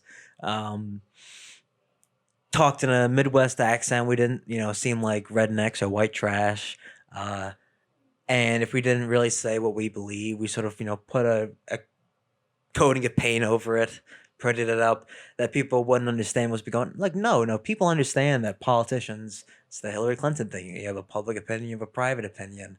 And the problem with that is that then their imagination runs wild. Then they think like, this guy's lying to me, so what are his private opinions? He wants to kill every person in the world that doesn't have blonde hair and blue eyes. This guy's a mass killer maniac. And it's like, if you shock them like Bowden did, where you speak forcefully the truth and you say what you mean, I do think people in English-speaking countries will be surprised enough by that to hear you out. Obviously, you have to be smart. You have to know what you're saying. You can't be shooting from the hip or, uh, trying to get a rise out of people if you do these things. But I do think that in English speaking countries, like Bowden did, you do get a reaction if you speak forcefully and honestly about what you actually mean. And going back to the truth thing, it's like, truth is taking something to its logical conclusions. It is a vanguard. It is something that is essentially uh, divisive. But I do think that people are mistaken, like you were saying, Borzoi, that you can sneak your way into power. And the problem with the English, I would say, and goes by extent to all the colonies, is that because the Anglo tradition is a cautious one, it causes people to treat them cautiously, when just because they don't immediately react or immediately jump on board with your idea doesn't mean it's not a good idea. And that is, I think, an unfortunate thing that occurs, is because the reaction isn't what people want.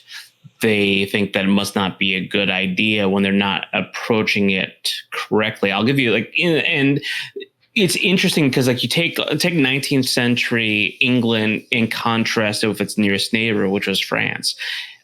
From 1837 until the early 20th century, that country was ruled by Queen Victoria. Now, of course, they had a parliamentary, they had a parliament and all that, but they had a consistent head of state from 1837 until the 20th century, Queen Victoria. Now, contrast that with France, within Queen Victoria's rule, you had the July Monarchy, you had the Second Republic, you had the Second Empire, and then you had the Third Republic.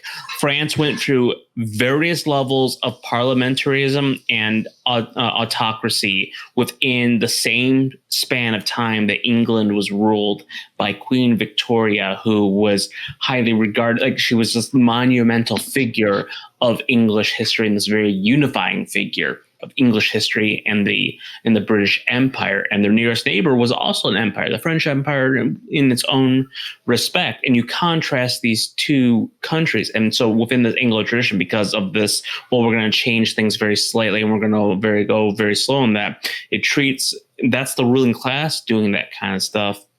And because things are very good for the English people, just kind of project that bourgeois sentiment, those bourgeois sentiments onto the English people. And no one really was able to adapt that. And just because an idea is not popular at the time it's introduced doesn't mean it's not a good idea. And I think it causes people to get gun shy when dealing with the British people. And the same problem, it's just what I always find interesting is when I examine British problems is that each country that was colonized by the British has this exact same problem within it, just in its own expressed quality. So of course you have to tailor that message for that colony, but all the problems I see within America, all the problems I see within Canada, Australia, and New Zealand, all these, you can find a core form of it within the British Empire. And it's just Bowden and others like him, being British themselves, understood this problem. And that's why I think leads to the enduring Bowden cult, really, is he understood it. And his day will come. I truly believe within the century, Bowden's going to be recognized as the genius that he was. But unfortunately for the Anglophone tradition, those ideas take a long time to be accepted for what they are. Yeah, no, I agree with you. I think Bowden had that in his Hope for a Future Vanguard speech. He sort of characterized right-wing people as sort of Spenglerian and pessimistic, that we're watching the decline and we will go through life as bystanders watching this happen, as spectators, and that politics for us is a spectator sport that we'll have no play in. I do think that he was wise to caution against it, that many people have written themselves off without even really giving it a solid attempt, or even trying to be vigorous or truthful, because I do think that's what's necessary, is sort of what he embodied, a vitalistic, vigorous, virile politics that says what it means and defends its interests in very clear ways. That's sort of like what he talks about in identity. That the problem of our time is in many ways alienation, and the sort of counter to alienation is identity, because alienation sort of removes you from or you're sort of separated from the bonds of an organic society, and you're sort of like drifting in the wind. But identity is a grounding force. So the politics of the future will be identitarian. But the the awkwardness or the cultural cringe that people feel um, enunciating identitarian politics or identitarian views are learned behaviors, which means that they can be sort of unlearned as well. And I do think that, if people put enough of an effort into repeatedly enunciating not only a politics but also a worldview that is not just counter to the liberal worldview, but it's a complete substitution, that we're not just acting as reactive in the face of liberal propositions. We're not just going, oh, the New York But you're Times. stepping over it. We're stepping over it. That the New York Times publishes something and we go, oh, isn't that horrible? Aren't these liberals so insane? They're ruining, they're tearing down the statues. Oh, what are these guys going to do now? The sort of nonsense politics that the right wing in America and elsewhere has been reduced to, is this sort of like, oh, shucks kind of thing. No, you have to enunciate a worldview that is coherent, that stands on its own 2 feet. That isn't just sort of a mirror image of the status quo. That isn't just a mirror image of the regime as it is.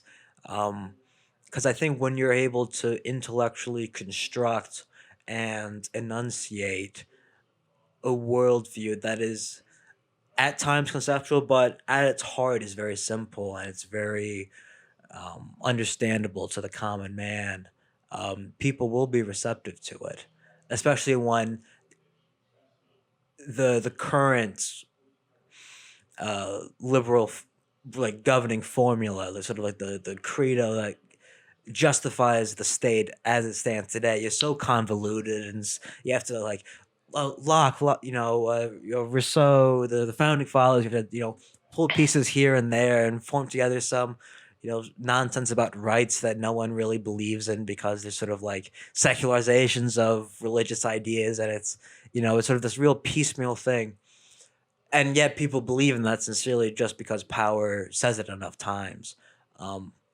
So not a counter, I guess maybe a counter narrative, but just a narrative that stands on its own 2 feet. If you enunciate that and it explains the world, if it has enough explanatory power, it will catch on, and it has to be enunciated clearly and vigorously.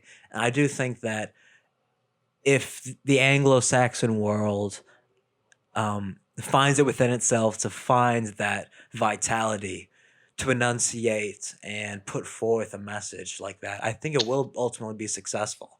Because Bowden, as he died, of course, he died sort of like, I believe, mid-Obama administration, for people who aren't familiar.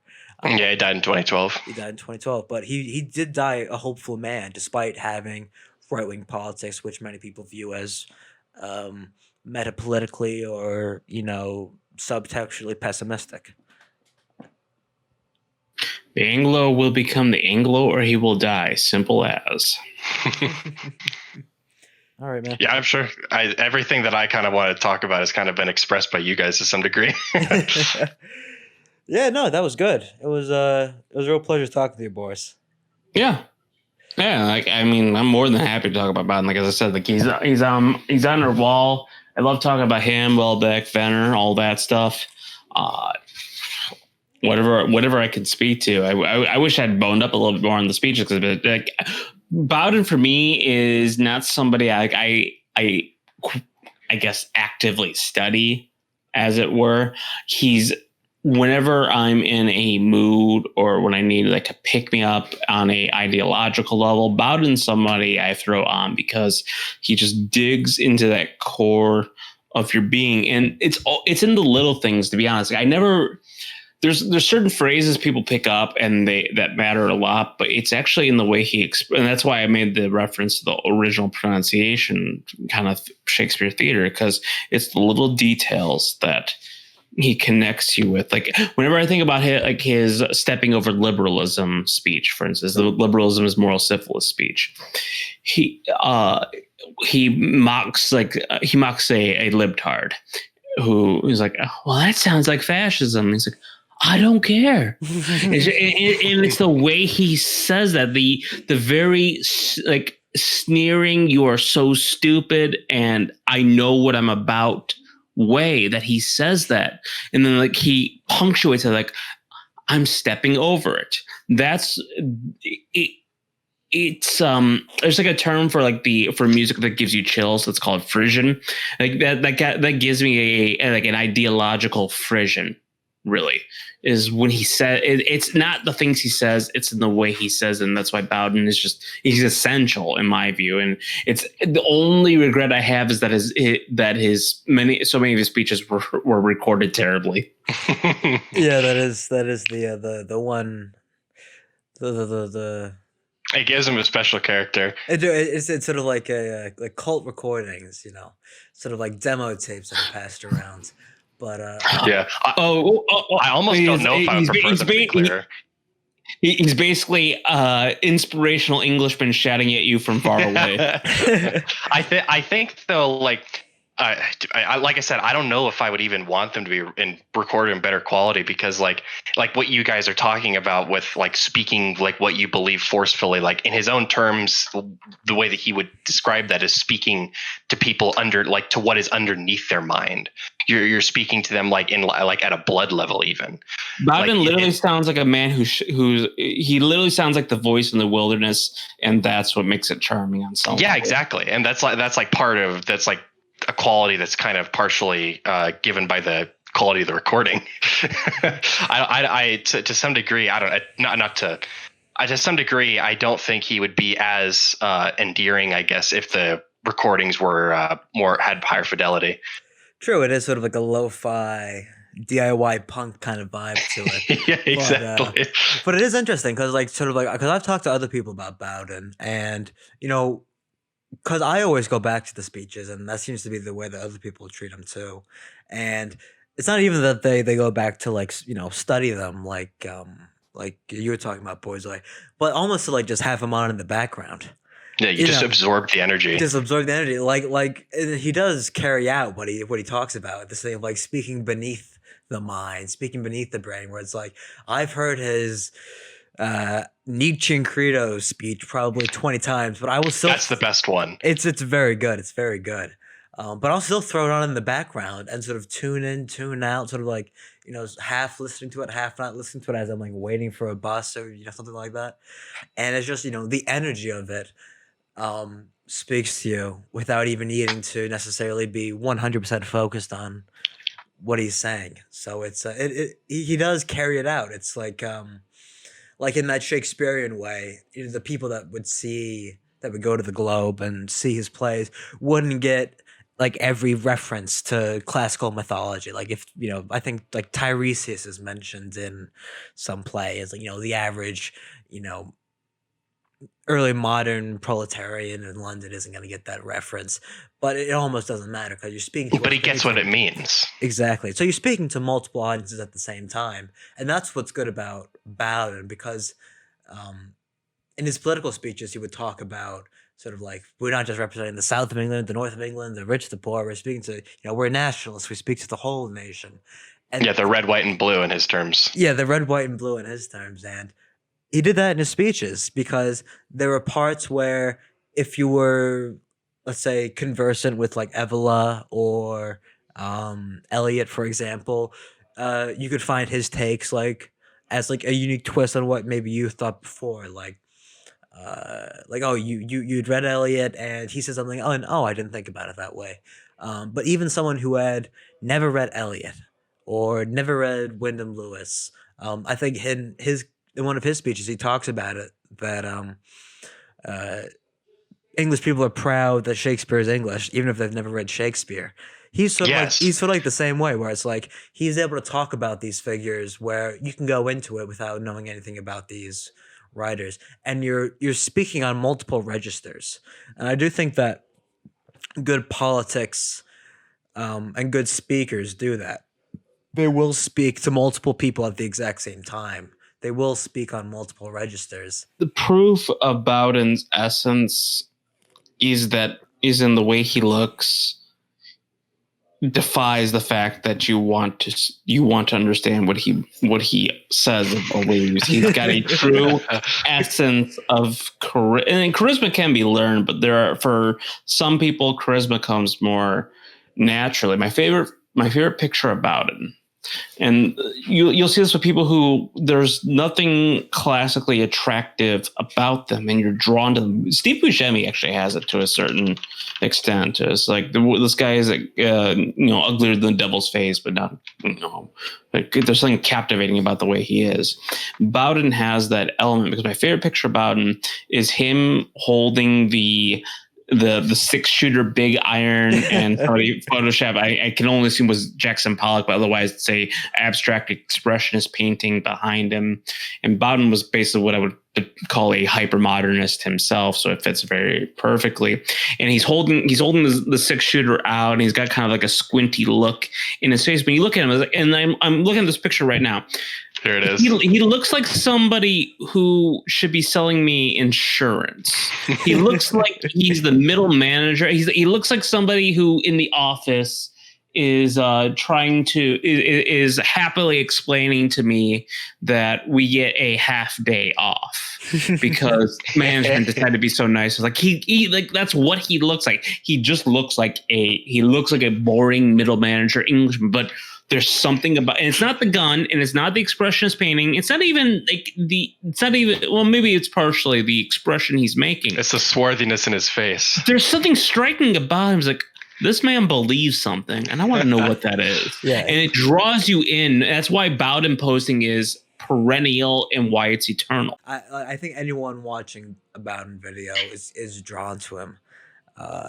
Because he has the charm, and I do think that this is sort of revealed by his love of sort of like English folk culture and sort of like you were talking about before, Enzo, the Punch and Judy show. I don't know if any of you have seen his like experimental films.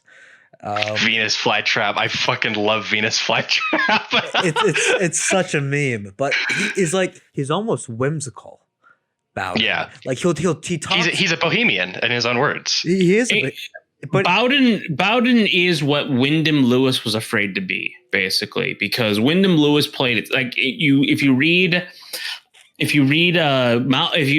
believe Oswald Mosley and what he said about his experiences with Wyndham Lewis was always played it safe in many, even despite the fact that he wrote a book on Hitler, he played it safe in many regards. He was very sensitive to opinion and often didn't stand for he knew he was very forceful in the things he didn't like, but he wasn't forceful in the things he believed in.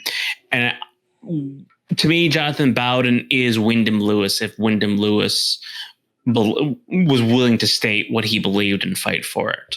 And you see that within Bowden's own, because he was an outsider artist himself. Wyndham Lewis was both a writer and a painter. Bowden follows in that Englishman tradition of being the multifaceted artist. He was an outsider artist, and he wasn't afraid to put it out there and do weird stuff. That's why I say he's a hypermodernist. He took modernism to its logical conclusion. He did it in an ironic way, and I say ironic in a good quality when it's used as a tool of critique. Bowden exemplified that kind of stuff. He wasn't afraid to be what he was, whereas Lewis was a little bit sheepish about that. Because there's this like mainstream tendency to like psychoanalyze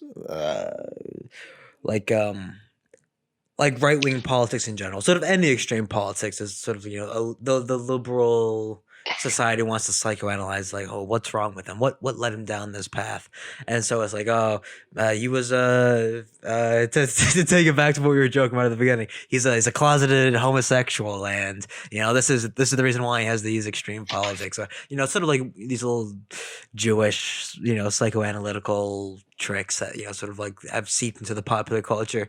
But if you look at his experimental films, and you can just look at clips online of him just sort of like in these films where he's acting, and he's sort of like gleefully and maniacally laughing and like twirling around in an empty room. It's like, this is the most self-actualized man that's ever existed. Or running at women with katanas and Venus flytrap.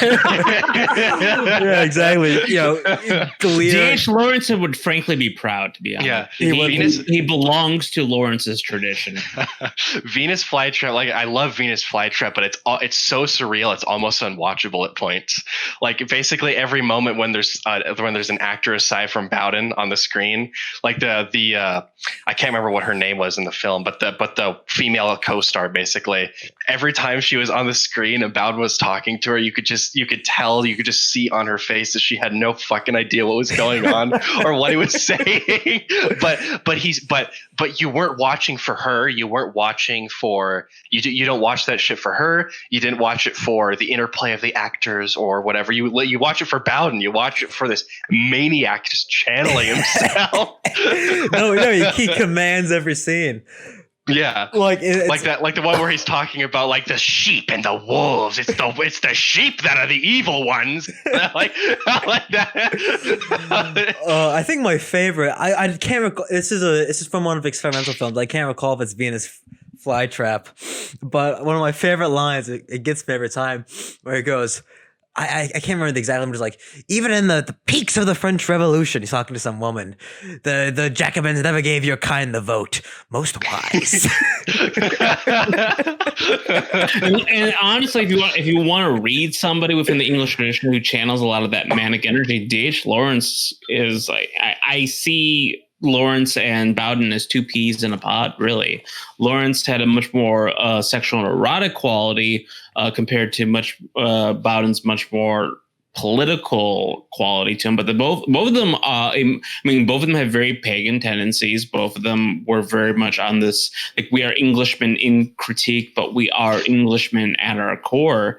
And they had this very succinct way and poetic way of speaking that just draws you in. Like, read a Lawrence work and then go watch a Bowden speech, and you'll see the same core tendency within them of, like, if you've got something to say it hot. Yeah, and they both have that like lyricism to them, where it's like, each line flows into the next, but it's like, it manages to be flowing and poignant at the exact same time. So, each sentence ends with like an exclamation point, and in that you seamlessly go into the next thought or the next idea, and it's that's why they're so captivating. It's because they are. You are drawn into this man's energy. He does speak to what's beneath the brain, and it's I do think that it's a shame that he's been taken from us so early, but. In that sort of pagan conception of his, he talked about when he cremated his mother, and he wanted to see the flame. I think this is a Nietzschean testament.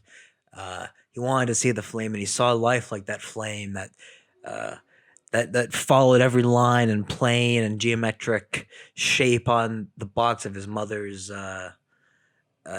coffin. It's he saw that energy in life, and that's what he was as a person, was this sort of like pure energy that was like contained when he was speaking, because he spoke extemporaneously. So there was like this, like, this spirit, this vigor, this vitality inside him that he was like able to master when he was speaking, and he would speak in these like great bursts, and I do like to think about that fire metaphor that he would often bring up in reference to his neo-pagan tendencies, because that I do see that in Bowden, sort of like this sort of like indomitable spirit that sort of spewed forth as he was speaking, and it's a unique quality. It's a very rare quality. Oh yeah, it's very Shakespearean. It's very much like out of the hand Henry V, like, oh, for a muse of fire that would ascend the brightest heaven of invention, a kingdom for a stage, princes to act, and monarchs to behold the swelling scene, that should warlike Harry, like himself, assume the port of Mars, and at his heels leashed and hounds should famine, sworded fire, crouch for employment. He's got that exact quality to him. It's like, you imagine, like, when this man speaks, he bursts out in a dramatic fashion that draws the whole world in. That's why people like him. Well, I just got to say bravo for getting those, those lines of Shakespeare out. That's very impressive. my theater tradition shining through. Were you a theater kid? Oh yeah, no, I have no problem admitting, like, because I've talked about it in other shows before. Shit. Yeah, no, I was absolutely involved in theater when I was younger, so it's Back in high school. it's a proud tradition. We are very different people, my friend. Well, Grieve and Blower understand. I know. Oh, I wasn't a theater kid, but it's like, I have to. I did. Wait, you weren't a theater. You, the one who tried to get a bunch of prostitutes, OnlyFans girls, to do a production of, what was it? Bussy? What was it?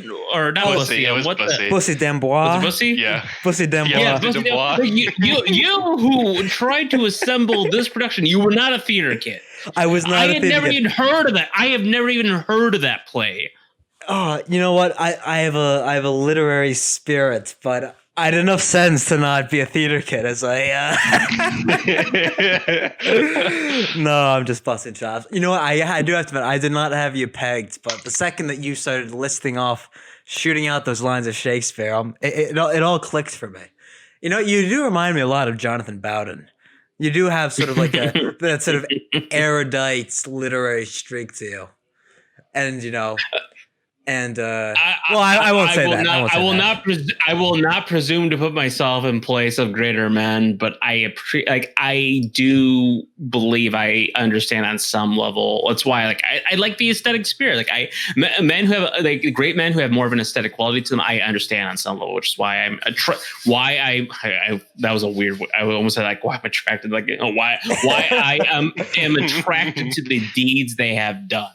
I find men like Jonathan Bowden, D.H. Lawrence, and others like them, like, who have, like, the artistic rebel. Like, I find them fascinating figures. In fact, actually, like, that's why I like Baudrillard's a philosopher, but I found him very fascinating because when I looked into his history, he was the grandson of peasants who was very fascinated by art within a technological society. You have to kind of parse through a lot of this esoteric and oftentimes, like, just bullshit trolling philosophy to get to the essence and heart of who he was. But I find these figures extremely fascinating, and I'm just drawn to that spirit they have. There's something really to be said about the overlap between, like, continental postmodern philosophy and Bowden's kind of way of thinking. I mean, Bowden himself is pretty continental, but definitely in regards to postmodernism, especially Baudrillard, there's a lot to be said in the overlap between him and Bowden.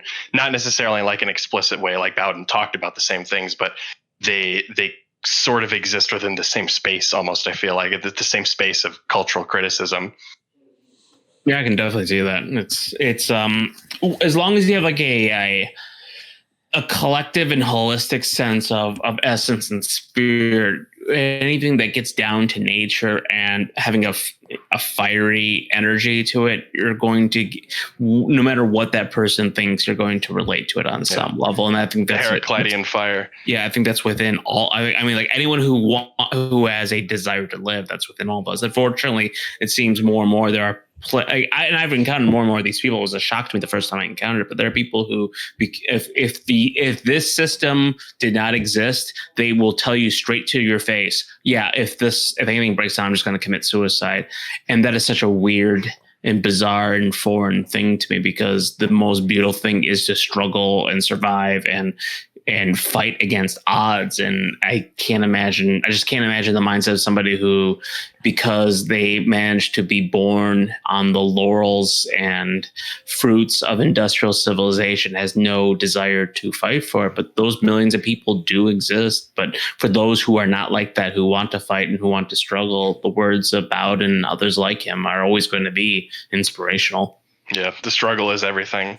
I believe Bowden said it, but I might be misquoting it. But he said that sort of like life is like sort of this process of becoming, and sort of like what is meant by becoming is this process of like self-destruction and, you know, recreation and or recreation, not recreation. But it like, you know, this that life is strife and that life is struggle, and that, you know, sort of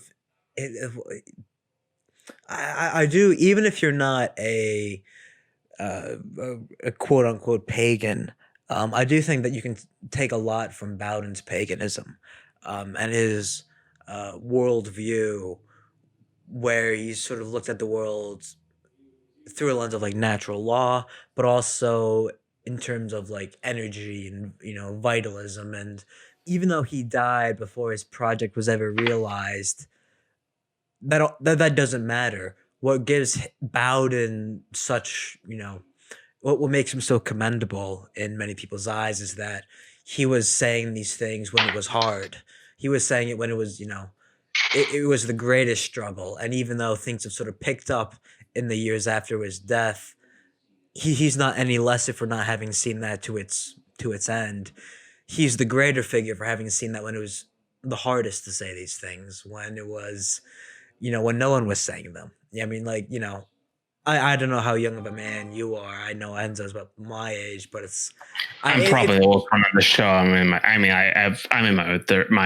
mid 30s. I don't. Yeah, you got a good 10 years on me. Yeah.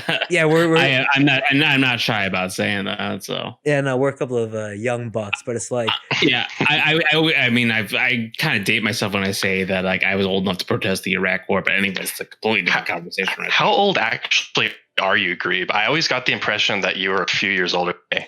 I am 23. Well, I'm not going to dox myself. Oh, what the fuck? Shit! So how much fucking older am I than you? Boy? You're only a year older than me, man. What the fuck? Yeah, I thought you were like 25 or so. No. Like at least I'm 22. I don't want to dox my birthday, but it will be my birthday soon.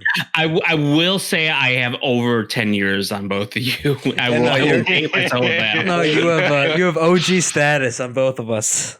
But I'm saying for young bucks like us, like, you know, a guy saying this in 2007, you know, when, you know, even like pre-Obama era, because a lot of people our age got into sort of reactionary politics, and thankfully they grew out of it. But it was sort of just like, you know, being like in 8th grade and being like, oh, these libtards are kind of annoying. You know, these SJWs, man, you know. Thankfully grew into something a bit more mature than that. But for as long as you guys keep owning libtards, I'm just proud of you one way or the other. Oh, you know, since grade school, man. But owning libtards.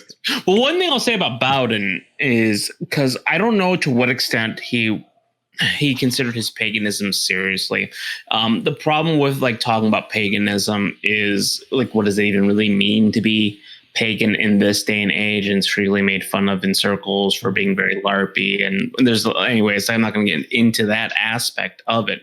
But I understand those who consider themselves like pagan Christians. I don't want to say that that's what I am. I just understand Tolkien, like, for example, Tolkien, who was a very, very, very, very traditional Catholic. He was an extremely religious, Orthodox small O Catholic.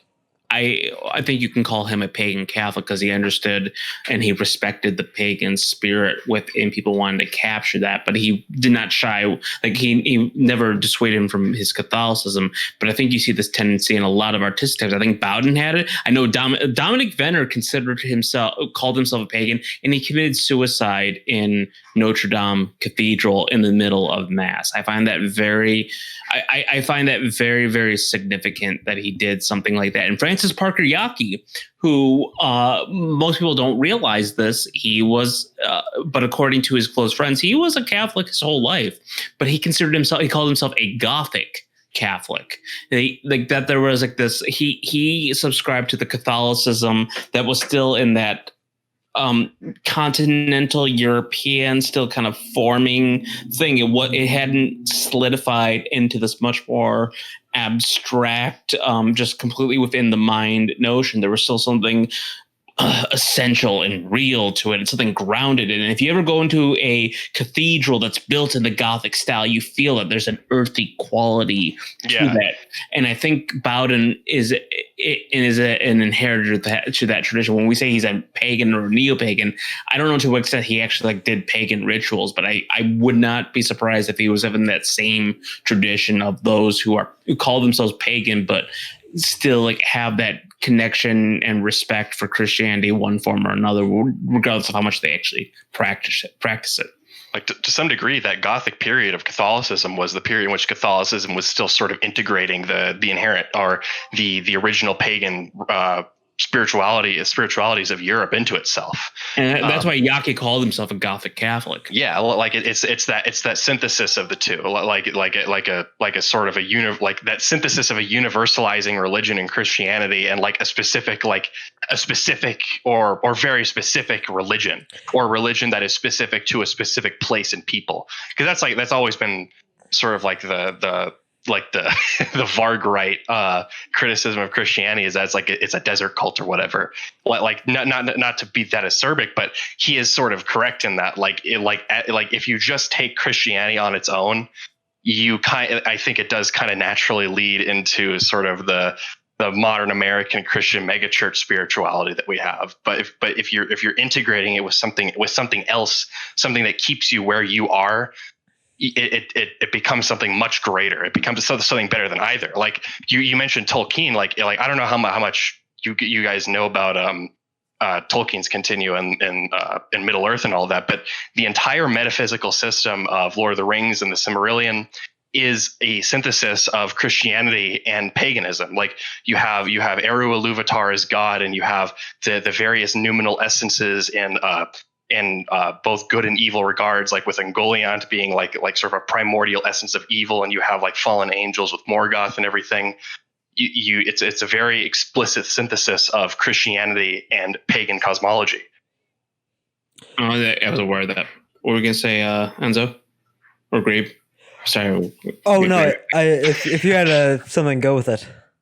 No, I was just affirming what he was saying. Oh, okay. No, I sort of no, I do agree with you that sort of like the syncretism of that time sort of implies that it was like organic to the society that it inhabited.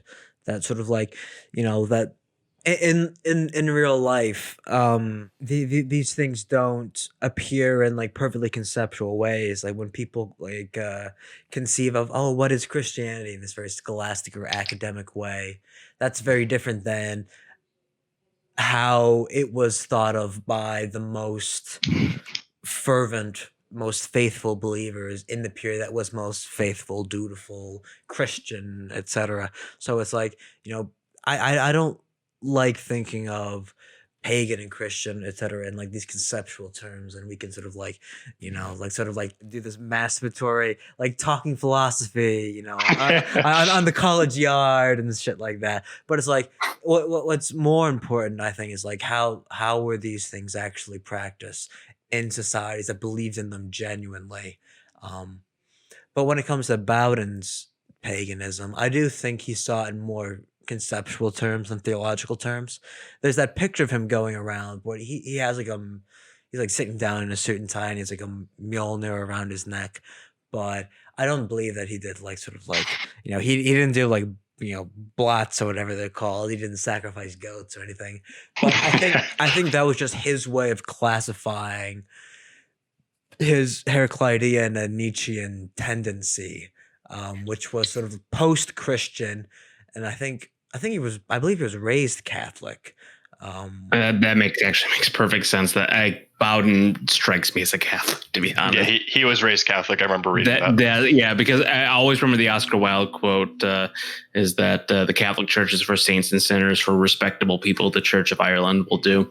But it's like I can't pretend to be to know his mind, but I do think it was his way of conceptualizing his. Bowden himself defined what his paganism meant. He said it very simply. It's the belief that everything in nature is divine. It's that there are like specific essences to nature and they are divine, and that they carry like ultimate meaning. There was we earlier, Grib, you alluded to a portion of a speech he was giving about nature, like the rightness of nature, and he specifically was talking about like domination is natural and good, survival is natural and good. Like that's the essence of his paganism. It's very Lawrencean as well. I mean, this is like vitalism. Like this is the essence of spirit that we've been seeking, and since the end of the 19th century, people knew there was something lacking within that. There were writers and speakers. I mean, fascism was in some respects a response to that. Like there's something dying with. I mean, Nietzsche was seeing this as well. Like, there's something dying within Europe, and there has to be something that revitalizes it. There has to be a spirit. There has to be a becoming. There has to be something there. And a problem that a lot of people have is they think of it too intellectually. And this is why I was really excited that honestly, this is actually why I was excited you guys were doing a show, was because our little circle of Twitter, our little in-joke circle of Twitter has always been about the aesthetic side thing, because aesthetics are ethics, and we call ourselves the four horsemen of the art hose, but it's because we know art matters, and whether or not somebody actually creates art, somebody who understands art knows that it matters. Like I took my wife recently. We drove back up to Michigan to go to the Detroit Institute of Arts and walked around the museum, and she's a very intellectual person herself. I mean, like, I married her. I married. She's not a hoe, but I married the traditional equivalent of an art hoe, basically. You married an art trad wife. I met an art trad wife. Yes, exactly. She'll like that. I married an art trad wife, and she turns to me as we're going through the medieval art exhibit, and this is like again going to that whole Gothic Catholicism, Gothic Christianity aspect. She just turns to me and says, like, I know God is real because this is so beautiful. And that's all she needed to understand on that level, to understand. She didn't need a theological argument for why God is real. She understood that God was real because this is beautiful. Yeah, there's like, and she said the same thing to me in church recently as well. Like that's all that matters. I'm sorry, go ahead. Knowing that beauty exists and that you can approach beauty, it's an easy step from that to understanding that divinity exists and you can approach divinity. And it's like, you see things of great beauty that almost sort of approach the Platonic ideal of what it means to be beautiful. And you sort of realize that divinity itself is something that is real and that is approachable. And I think that's more legitimate and more convincing and more organic even than sort of these intellectual semi-Thomistic or pseudo-Thomistic arguments for like, oh, you're going to give me if you can prove God exists with 20 bullet points, then God doesn't exist.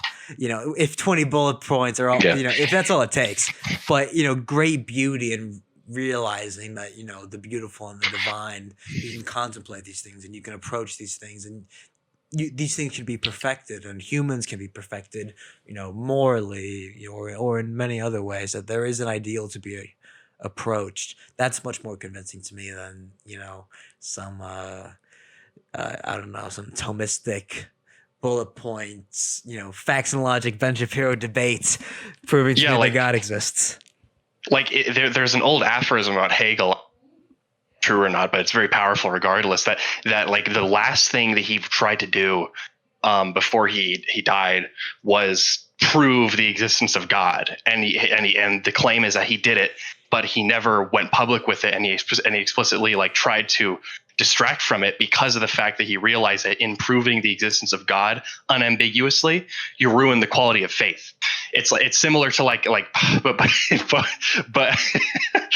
like both Evola and Jacques Ellul actually talk about this in different respects. Like Evola talks very strongly in Revolt, I think it was, about the quality, like reducing the quality of religion or spirituality by explaining it rationally by using logic. It's not about these things are not about logic. They're not about understanding.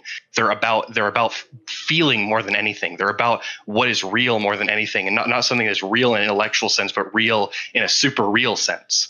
And like it's the same with a lull. Like a lull's whole idea with like technique and everything, like to technicize something is to demystify it. And insofar